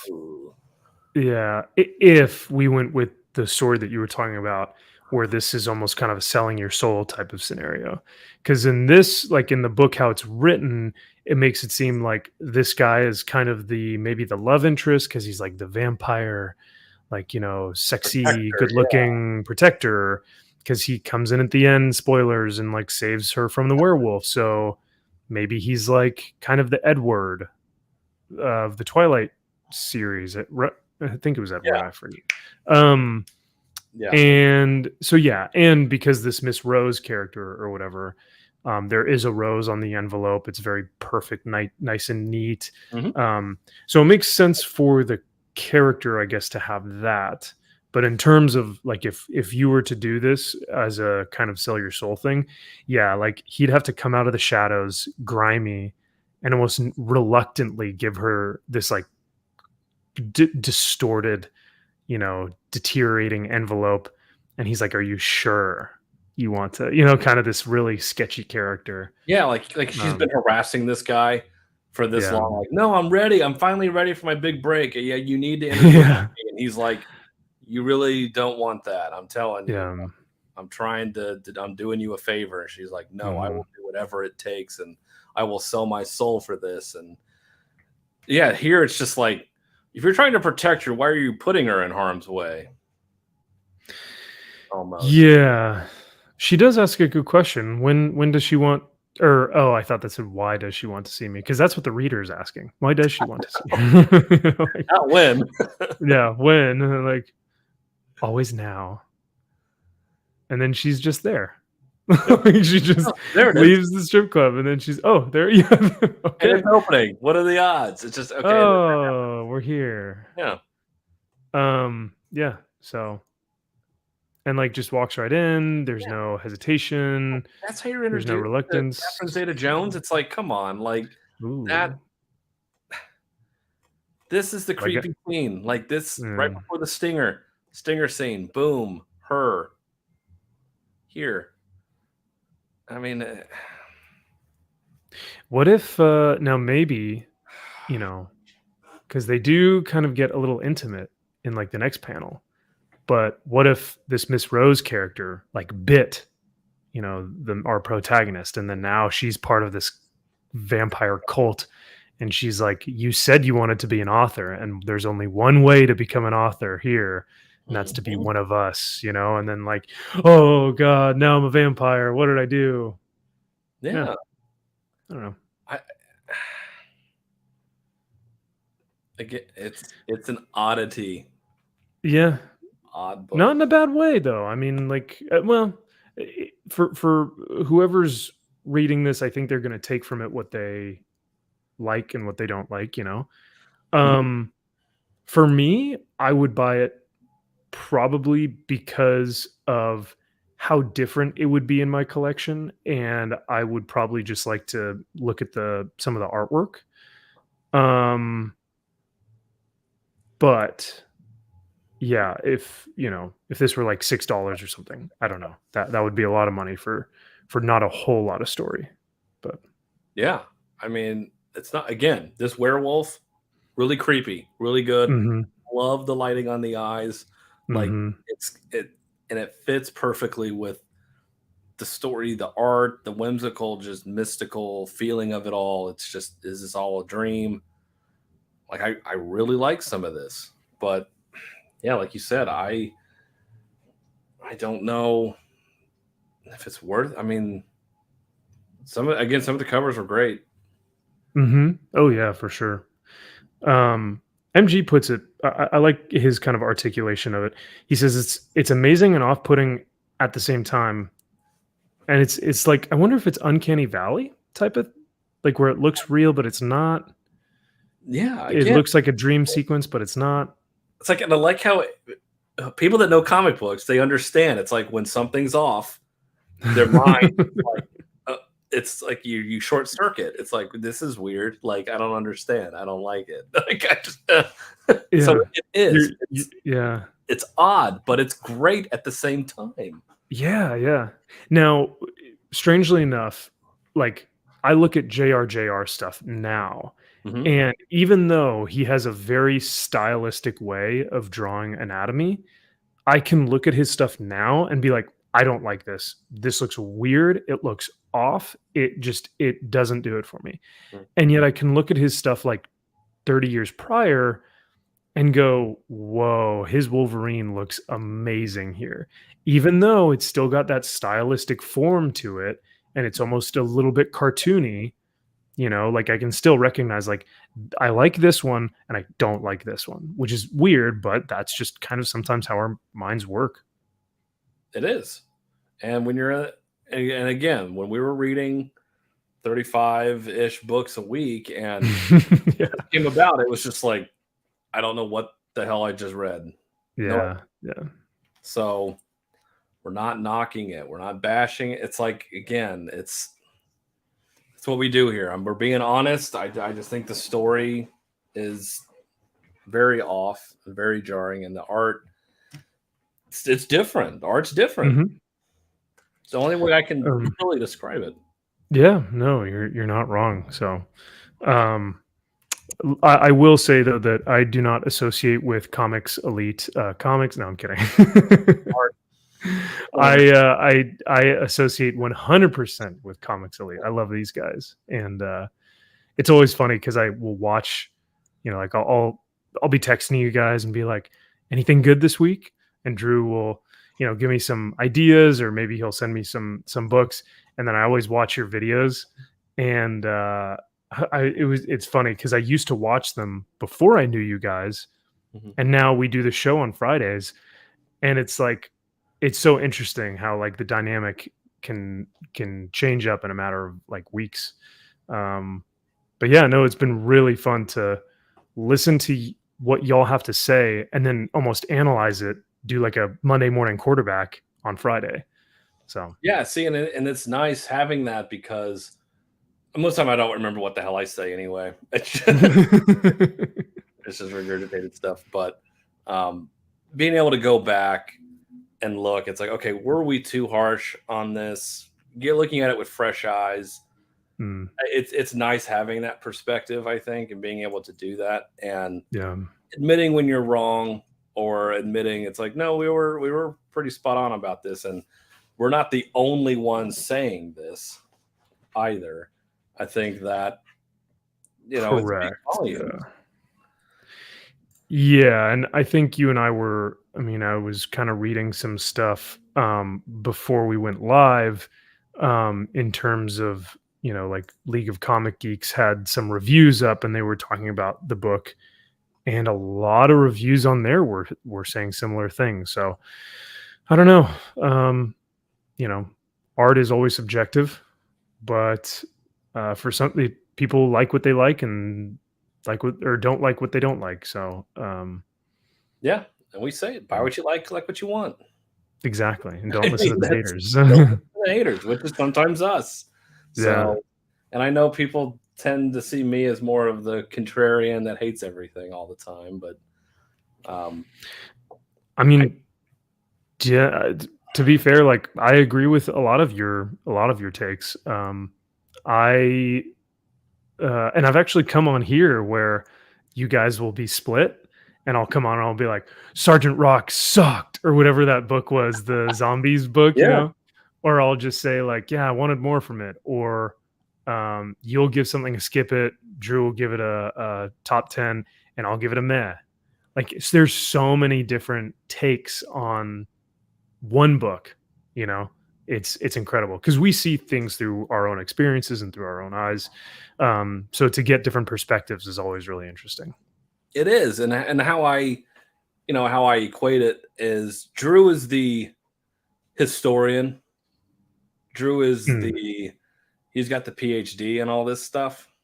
Like he knows everything. He's got that autistic, beautiful mind to remember everything. Just writing shit all over the Yeah, place. Yeah. he can regurgitate everything that he's seen, and that's good. You need somebody like that. I am the fan. I Yep. I like comic books. I like to Yep. read them. Do I know everything about every book ever written? No, I don't care to. I Right. remember the stuff that I read and that I like to read, and I don't remember everything. Now he does, and he can go back and tell you, "Oh, this was done and this by this person." It's like Hmm. that's not me. Yeah. I'm a fan, so it's just coming at even at that. So yeah, we're brothers, and yeah, we grew up together, but it's like we like a lot of the same things, but we still don't see eye to eye on everything. Yeah. Oh, and that's why I love the show so much because you guys, I think MG was saying something about it, is basically even if you say something negative or even if you say something positive about a book, you're able to back it up as like to why. And I think that's what's so important is like, because if I'm going to bash anything, I better, like, I 100% better have some reason why I don't like it, um, or why I do like it. Like, and they better be specific. Like, at least for me, I want to give that type of review on things. There are books that like I just don't understand, and I'll just be like, I don't get it. It looks bad. I'm just not even gonna give it a, just not even. It's not for me, And sometimes you have to do that.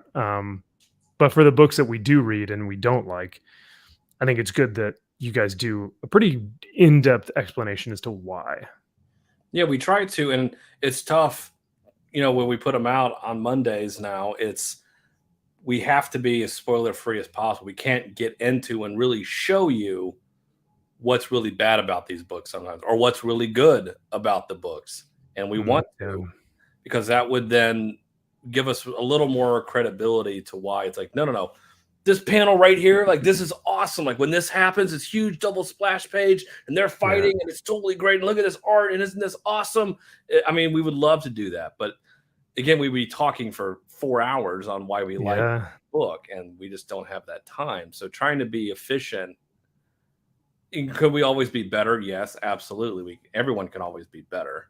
and we're trying Mhm. to always be better. And it's that, okay, what can we compare this? And I find comparing things to me to be a good way of saying why something is good and why something isn't. I try to Mhm. say, okay, what have I seen? What have I read recently that this is reminiscent to or reminiscent of? If it's really good or really bad, I can compare it to something and be like, okay, it's like this, but it's different in X, Y, or Z.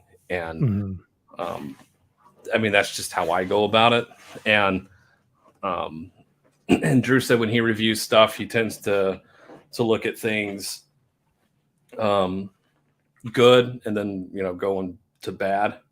Mhm. Um, He'll like I think we were talking about it last time where he'll start at a 10 and then as he doesn't like things throughout the book, will take points off.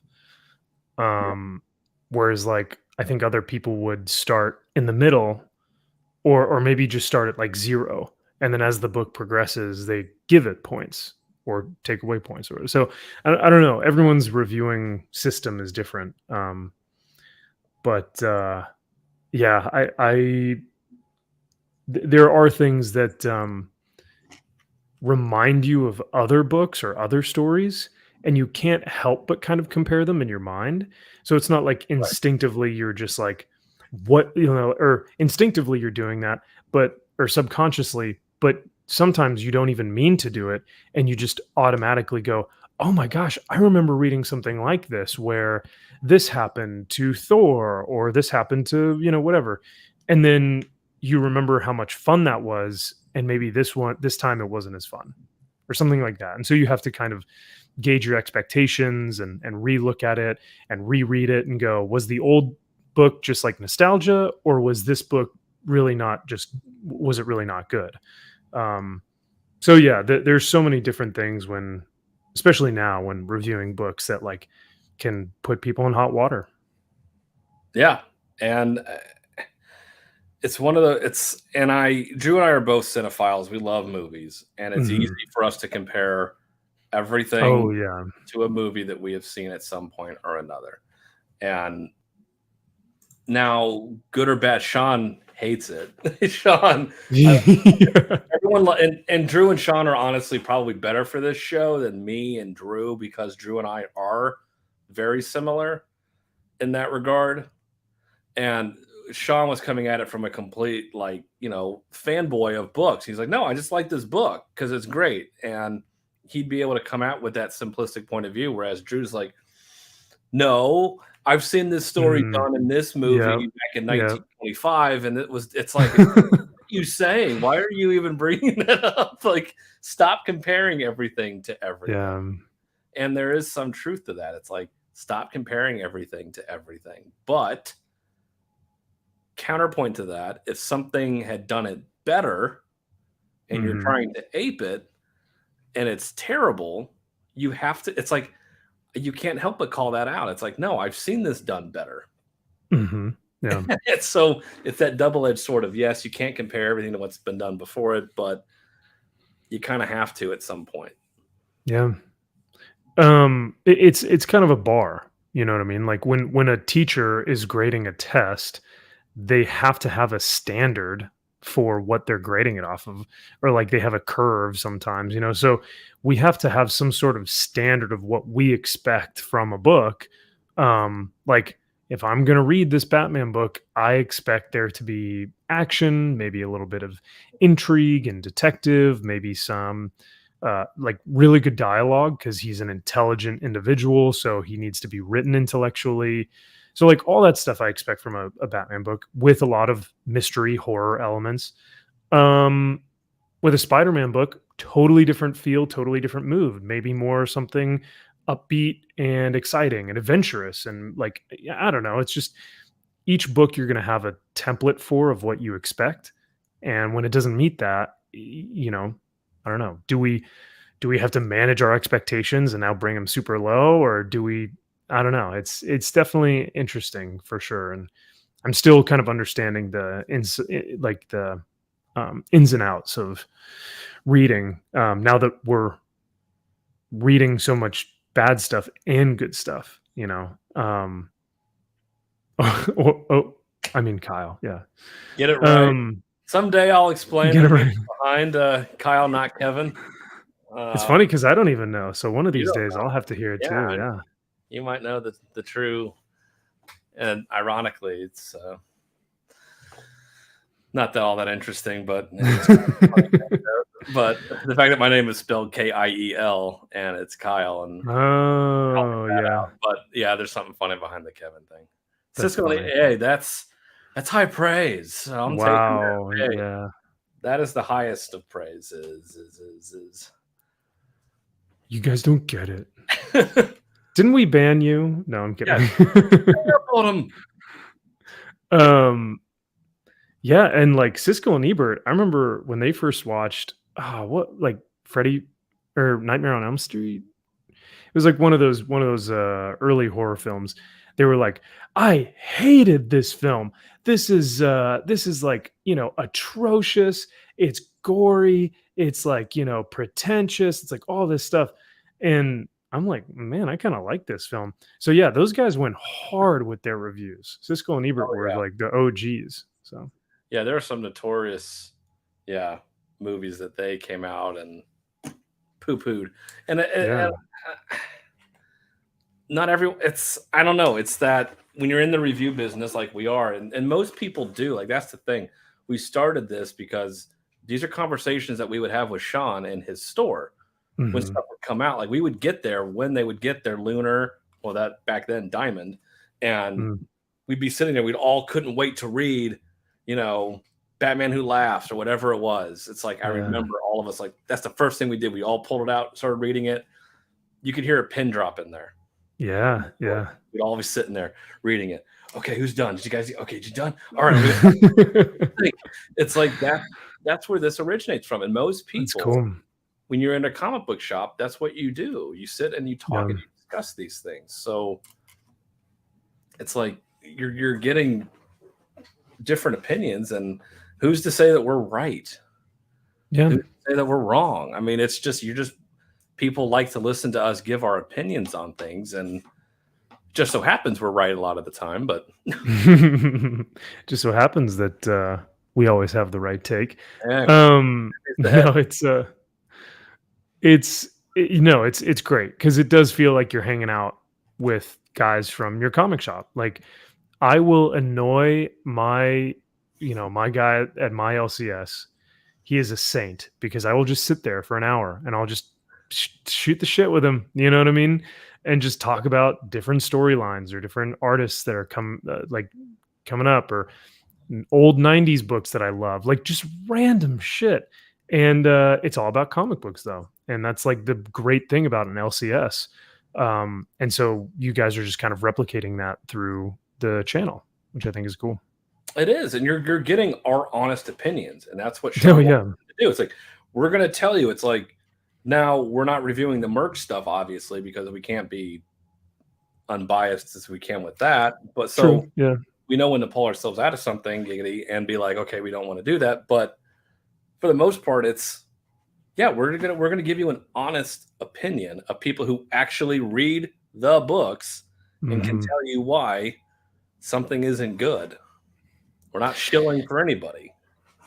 And the other great thing too is like you guys wouldn't really necessarily like what do you have to gain to show? Like the YouTube channel maybe, but that's even not like the It's YouTube nothing. channel is for the shop. It's Yeah, not for you guys. It's for the no. shop. So even if you were to shill, it would just be for the sake of like there's nothing in return. Like um the other thing I was gonna say, and I'm blanking on it now, but uh yeah, no, I think the reviews are well done because they're also that's what I was gonna say. Because I've started to read the books that you guys read, whereas before I would only read like maybe the top 5. Mhm. But now I'm reading the Skippets, the Mez, the best ofs, and I now understand like the reason behind some of the emotion because when I read 5 great books, I'm like, "Man, this was a great week." But if I read what you guys read, I'm like, holy shit, this, it is it is so interesting when you actually read the books that come out every week, because you really get an understanding of like 90% of what comes out most of the time is kind of throwaway or meh, you know? Yeah. Um, like especially this week where the only top 2 I had were Junkyard Joe and Batman. Um, I mean, I think I'd put Batman Yeah. at number 1, but And to be fair, those were the two that were my definite. Yeah, mhm. that's what they're Yeah. gonna be. And King Spawn came out as well. I Oh, like that's right. Yeah, yeah. that. Yep. Those were like the three that I'm like, okay, I definitely have a top three. Yep. Everything else, I'm just kind of like, I don't know, kind of padding. And it's like I also have to. I take price into account for people. It's like we're recommending 10 books for the most Yeah. part. That's expensive. That's not a cheap week, especially if Yeah. you're picking up 10 books. Most people don't. So can I honestly recommend you spending $4, $5, $6, $7 on this book? And there's some coming up this week that, we got $10 books, we got $9 books, we got some big Oof. DC books coming out, and it's like, okay, can I honestly recommend this book? Yeah. Don't Yeah. know. Oh, don't know. That's man. And that's what's great is because like, I would probably if I were on the show, I would oh, that's a cool idea, Mark. Drew and Kyle highlight or not an idea, but that's a good point. Books that I've missed otherwise, stuff that wasn't on my. Yeah, Mark. I mean, the only reason I knew about Echo Lands from Image was because of these guys, and that was like one of my top books of 2021. Yeah. So like, yeah, there are so many books that are out there. Um, I was gonna say, yeah, if I were to do a show similar to y'all's, I would almost have to have a completely separate category just for cover buys, because I'd be like, it's not worth the story, but the cover is cool, or something like that. Right. Or, And Sean you used know, to do li- that. Sean used to do that that's a right. lot. He Oh said yeah, that that's right. Yeah. top 10 would be like, this is purely a cover buy. And I felt, I'm like, okay, that's fine, but I feel like that's a waste of a top 10 pick. If I'm just 100%. saying cover's great, don't read it because it's crap. And I'm just like, Hmm. okay, it feels kind of cheap. It just kind of cheapens it, especially when Yeah. it's a really strong week, which we very rarely have, but every now and again we'll get those. But yeah, we could do that. I mean, there are things we could add. We could add, top cover buys of the week or something. We could do that. Yeah. And I wouldn't tell you guys how to run the videos at all, because I Good. do like the format. Yeah, right. That's how it should be. No Uh-huh. input from you. But yeah, no, I like how the skibits and mez are together, because those are normally what, like an hour, and Yeah. that's right around like a perfect time frame for me. And then top 10 tends to be around 30 minutes. Yeah. So yeah, I mean, like I think overall that's a good, because then if you were to do cover buys, maybe that's another 30 minutes. And then it's like, oh man, 2 hours devoted in a day. That's a lot. So Yeah. um, but people have drives, like I'll put you guys on the car. I'll listen on my drive to classes or whatnot. Well, yeah, people listen to Joe Rogan for 3 hours. I mean, Yeah, there are Jesus. people that like it, and I do. I like long form podcasts. Hmm. It's just nice having something on in the background a lot of times. But Yeah. like, do I want to listen to my voice? I don't know. I hate hearing my own voice. It's honestly disgusting. I can't do I it. think I I think don't. everyone feels that way. Yeah. I have not listened to a single video we have ever done. No shit. I Wow. can't. My voice is so disgusting. I'm like, this is awful. It is like nails on a chalkboard to me. Well, Can't do I it. mean, I can listen to you guys for 2 hours in a week. So on Friday. So I don't think it's as bad as you think. Maybe it's the microphone. I don't know. That could be it. But That's probably what it is. You're probably right. oh, that's a good that's another, like, right before work, or yeah, like getting ready to or doing chores around the house or something. The nice thing about YouTube, though, their own voice. Yeah, that's true. Sure. I tend to a lot of times, thankfully for YouTube, I'll put it on 2 times speed and just knock that sucker out, but that's only if I really don't have a lot of time. That's fair. Is there Yeah. is there anything else you want to talk about this week that you read or you wanted to read? And No, I think that was it. For the most part, we talked Isom, Batman, Junkyard Joe, and Siren's Gate. That's those were those are the key ones that I think were probably the standouts. For all kinds of different reasons. Next week though, did you guys get do a power bomb? Do you know if he ordered that yet? I don't know. Okay. I looked in the back. He's got a ton of stuff from Diamond as far as like statues and action figures. Ooh. But all we have is Lunar for now. Okay. So we don't have Diamond or Penguin yet. So if we do, I'll share it with you. So should we tell everybody that this coming Monday we're gonna have a guest host on the? Ooh, well, yeah. So if I can get enough books, so I'm thinking like if I can get enough to where we can both like comment on a certain amount of books, Mhm. I think I'll be able to do it. But if we cuz let's see. Do you mind going to the week of the 12th on League of Comic Geeks? Yep. I think it would be the 12th, yeah. Um Yeah, see, like that these first top 2 rows, I don't plan on reading, Oh, unfortunately. you gotta. I have this. I read it. You're going to read it. Okay. Oh, you're gonna love the end of this piece of shit. I cannot Oh, I can't wait. wait. Oh, Oh, yes. where this is going, it is. Oh, it's wonderful. Oh, Who they're my targeting next? oh, interesting. Oh my Oh, god. yeah. Dude, okay, well, then I guess, yeah, I for sure need to read that one. I Yeah. definitely need to read, Daredevil looks interesting. I've heard good things. I definitely want to read Do a Power Bomb in Jurassic League. I have Jurassic. Um, I did read Jurassic League. It's the last one, so oh, is it? Oh, yeah, shoot. Okay. yeah. I have Batman v Robin, so I need to read that one. Okay. So that's a good amount. That's like 5, I think, somewhere around there. Um, Yeah, let's I'm gonna. see. There's Do a Power. If we get Do a Power Bomb, I'll send it. Um, Yeah, that'd be excellent. well, I would have to then go back and read 3 and Oh, 4, 2 and 3 or 3 and 4, yeah. 2, 3, and 4, maybe. I don't know. Yeah. Worth it. You're gonna blow through them, man, I promise. They are excellent. I love the first one. So Yeah. I read Dark Crisis World Without a Justice League Green Arrow. I don't read Gotham. We don't read Future State Gotham.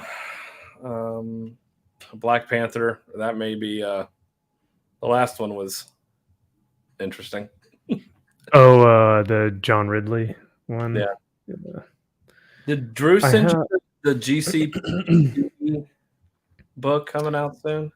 GCPD Blue Wall. Yeah. I do have that one. Is that next week? I don't know when it comes out. Oh, okay. Did you read it yet? I have not. No, is that another good one?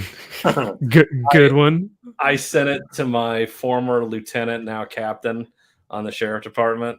I told him, I was like, he used to do the podcast with us back when this was a podcast. Oh, nice. Okay, that's cool. So he was a big comic book fan, and he just happened to be my lieutenant, and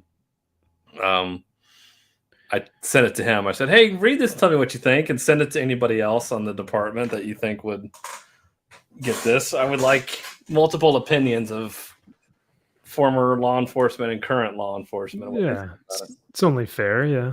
Yeah. And not too great of a reception, or oh, we'll see. okay. Oh man, you really know how to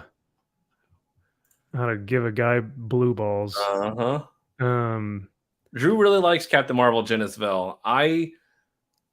Because he's old school. He likes he likes the character and stuff. I think the art's really good, but the story I find kind of boring at this point.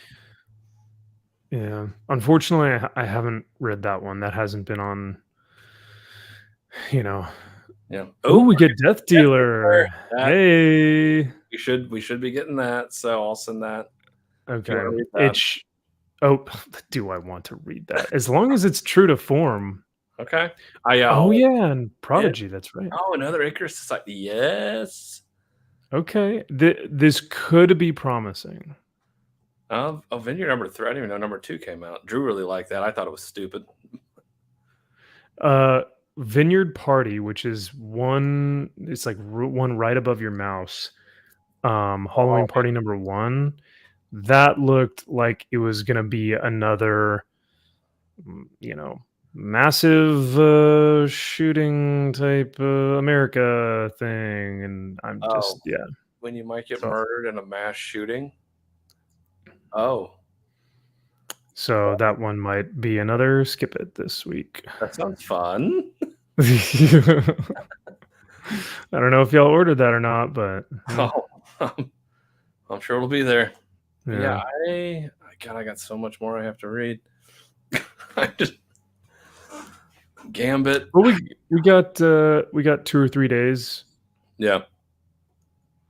So we'll say you will be joining me on the stream on the video today because Drew will be just getting back on Sunday and he won't have time to read the books. So you and I'll do it, and hell yeah, it'll be more of you listening to me rant and rave why this stuff sucks so much. I will actually I'll pose questions. Okay. Maybe I can just sit and I can go, so how did that make you feel? And then oh, that's right. It is a fill-in, but it is Michael Morkai who's been doing Barbaric. Oh, the Barbaric. Yeah. Okay. Yeah. Hey, I'm fine with that. So you know what? Oh, all right. I'm okay. my ears are open. Punisher War Journal, the Brothers or whatever it's called.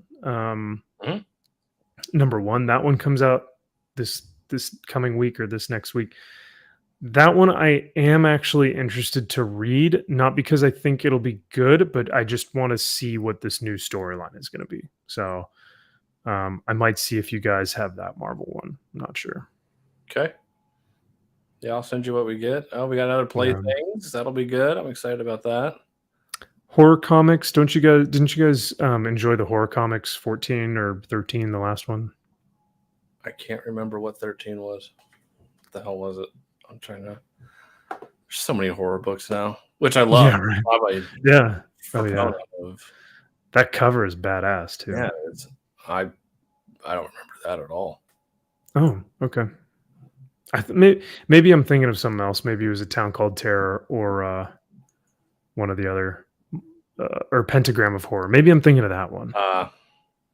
Yeah, I think that's probably what I'm thinking of. Could be fair. But it is spooky season, so plenty of bad books to be to talk about for spooky season. Well, yeah. See, we used to do retrospectives on some horror books because this was probably a couple of years ago. Going back in our archives, I never read like when Halloween was putting out their series and all their different stuff. Halloween Night Dance was out, and I never read it. And to find those issues are damn near impossible, and they're not cheap. Wow! I spent over almost $100 on a trade for Halloween Night Dance because you can't find that trade anymore.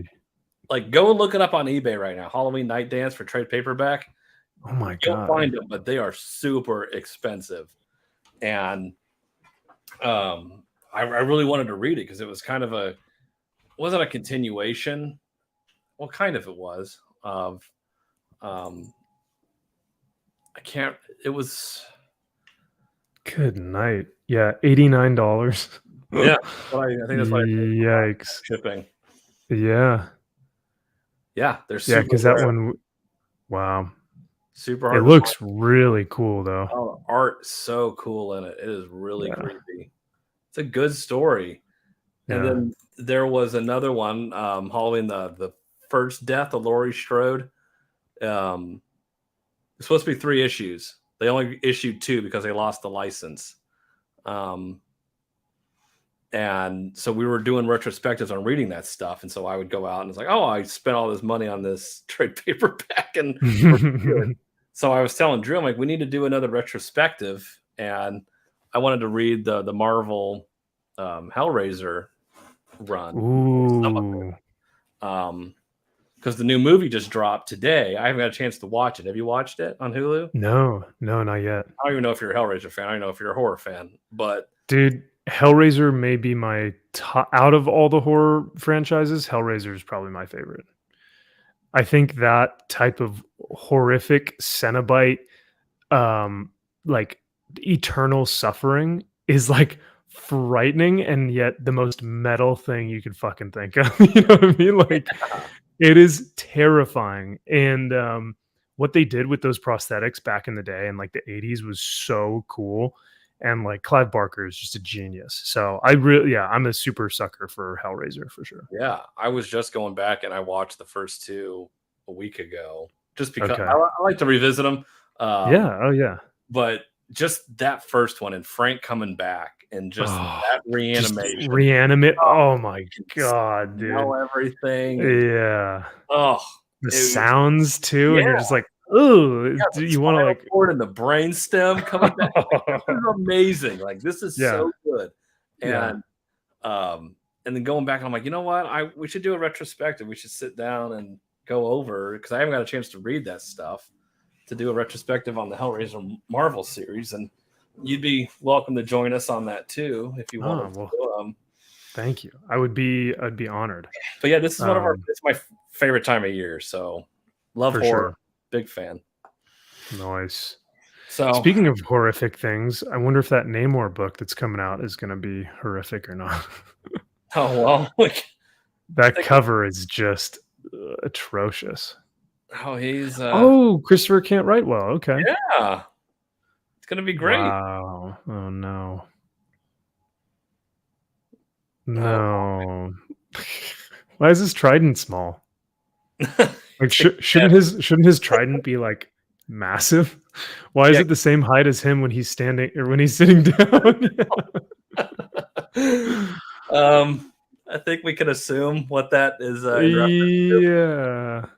Oh, okay, to. yeah. Yeah, There's a reason why Sue Storm doesn't wanna be with him. exactly. What's the next issue? Um, God, that cover sucks. man, these are poopy, yeah. Yeah. So, Oh, well, I guess we'll have to read that one too. yep. Cold Uh, water. yeah, MG, his trident, yeah, got out of the water. That's fair, that's fair. Did you watch the new Black Panther trailer? No, I didn't actually. I am I think I'm just too afraid at this point, Mhm.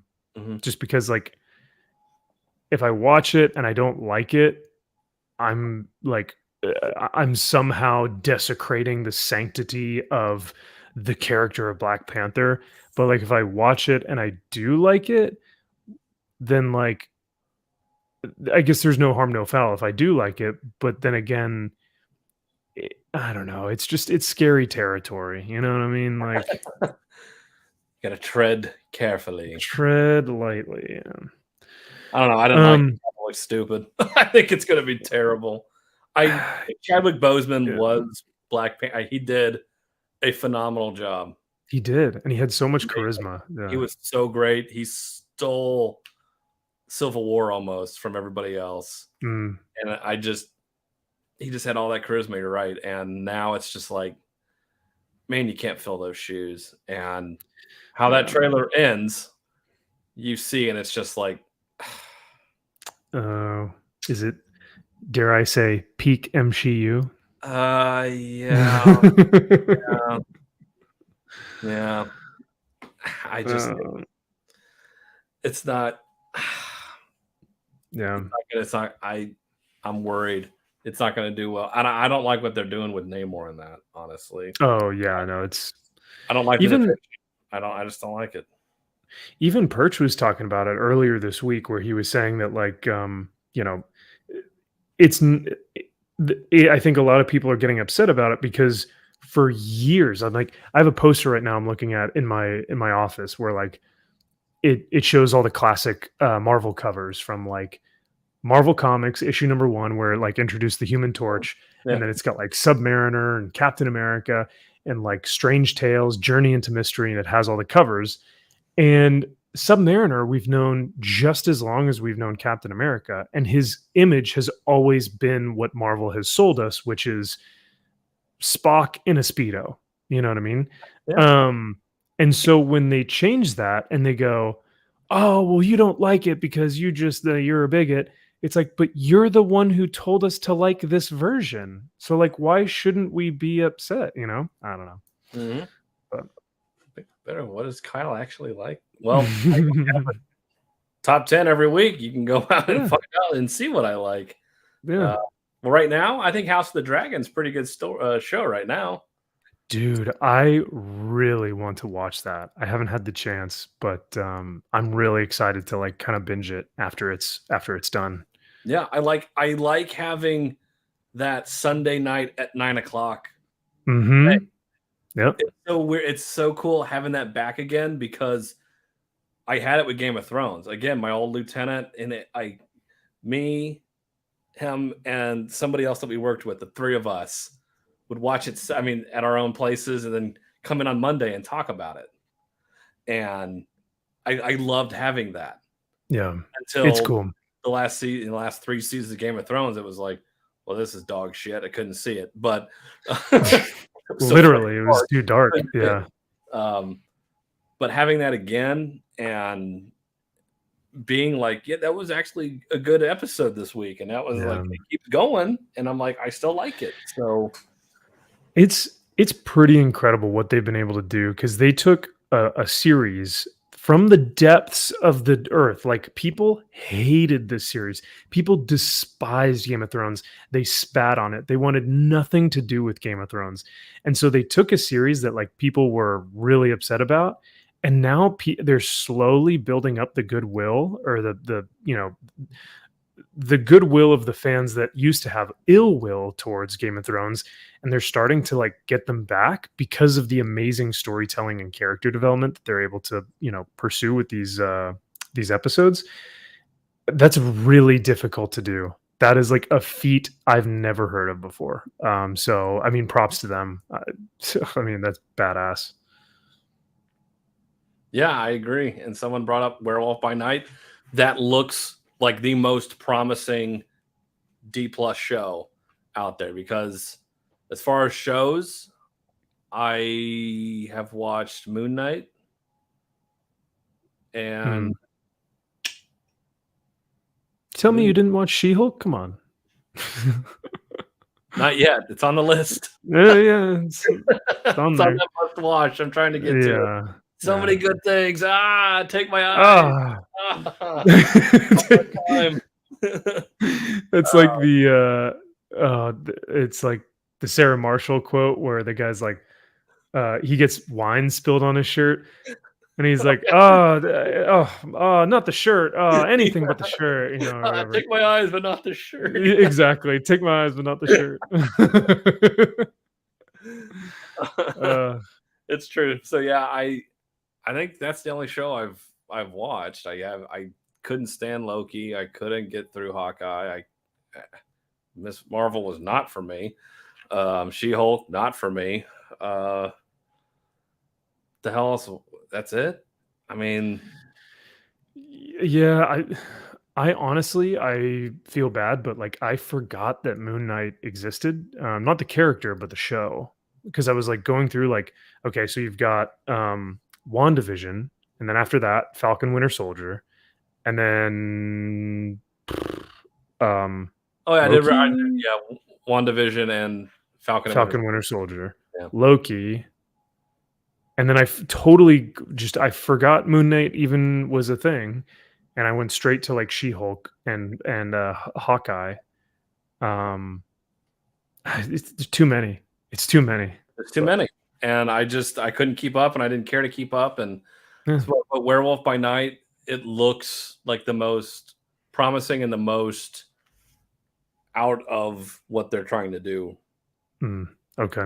It looks exciting. Black and white, old school horror. Oh, Yeah, it looks that's really cool. interesting and really fun, and they're bringing in like old school, composers and stuff. And I'm like, Hmm. I may be into this. I may really Yeah. like this, and I hope I do. I will give that one a shot. Yeah. Oh, I will say too, like I watched a little bit, like a few of the scenes from the She-Hulk show with Daredevil in it this past week, it looked and bad, like man. it. So it was weird because like Matt Murdock spoke like Matt Murdock. So I was like, you got a different writer, didn't you? Because it didn't match with the show. Like, because I've been watching episodes here and there. I watched the first one and the second one, and then I think I watched like the fourth or something. And then I watched this one, and it had a completely different feel because, of course, Charlie Cox like steals the show, even when he's being made into this like cuck. Like he still has a presence as Matt Murdock. So I was like, there is someone there at Disney who like knows how to write, but they're just maybe not utilizing him, or maybe like I don't know, they have like ghostwriters or something. It was weird because like Matt has a scene where he's talking to She-Hulk in a bar and he's actually talking to her about like heroism and like how she's kind of failing at it. No, And it sounds like Matt. Like it sounds like what Daredevil would say because he's like, instead of like resenting the fact that you have this great power, why don't you actually fucking use it in a court of law as Jennifer Walters and then outside of the law when the law fails as She-Hulk? Ever think of that? And he's kind of like telling her like, listen, you have something here. Why not use it? And I don't know. I think that's something that Matt Murdock would kind of call her out for, but then all the goodwill that was brought up in that scene is lost when he walks away from her house at the end of the show. So yeah, and does the walk of shame. yeah. Uh, So yeah, uh, it's kind of like Siren's Gate. There are good things and there are bad things. No, I'm kidding. it's true. Yeah, Mr. Snicket. It's like, and for what? Like the sake of a haha, for like a joke? Like what is their end game? Why did they put that in? To just emasculate him? So I don't know. Yeah, it's lazy So you writing. don't They've yeah, admitted they don't know how to write, yep. and it's a shame. No need to watch it. Yeah, I'm not. But yeah, do you want to go ahead and call it an evening and Yeah, we'll see you guys in chat and I'll see you on Monday most likely, and yeah. we'll get some books read and hopefully maybe rip some stuff, maybe not rip some stuff. We'll But find out. So, yeah. yeah, this was great. So, thanks for hanging out, man. Dude, oh my gosh, thank you. I know initially I was like, yeah, we'll just do like a short one, but like these always go so quickly. I lose track of time, so it's always fun. Absolutely. So, plug the channel. Where are you at? Where can people find you if they don't already know? Yeah, MVP Maxfield Von Priestley. Thank you guys as always for watching tonight's like Friday night show, and yeah, you guys can catch me on Comics Elite this coming Monday. So definitely tune in for that one because it's going to be. I think we'll probably just do all of them in one Yeah. video, right? Yeah, Okay. we'll do one video because that's what I normally do. Drew does the same thing if I'm not here or if he's not Yep. here. Yeah. Just easier that way. Yeah. Yeah. So, but yeah, no, it's always a pleasure. So thanks again for having me, dude. Absolutely. So everyone, I would say go to the Comics Elite site to check out the New York Comic Con exclusives, but it's like they're all sold out. So All sold out, baby. we'll be on Whatnot. We'll be on Facebook. Ernie will be going live. I've seen him go live on Facebook with stuff. So if you want to go on there, grab the stuffs and things. A lot of cool stuff. A lot of exclusives out there in New York Comic Con. Some of them are really cool. Some of them I wish I could get, but we'll see. So Till next time, buy what you like, collect what you want. Don't listen to the haters. And we will see you guys again next time. Bye.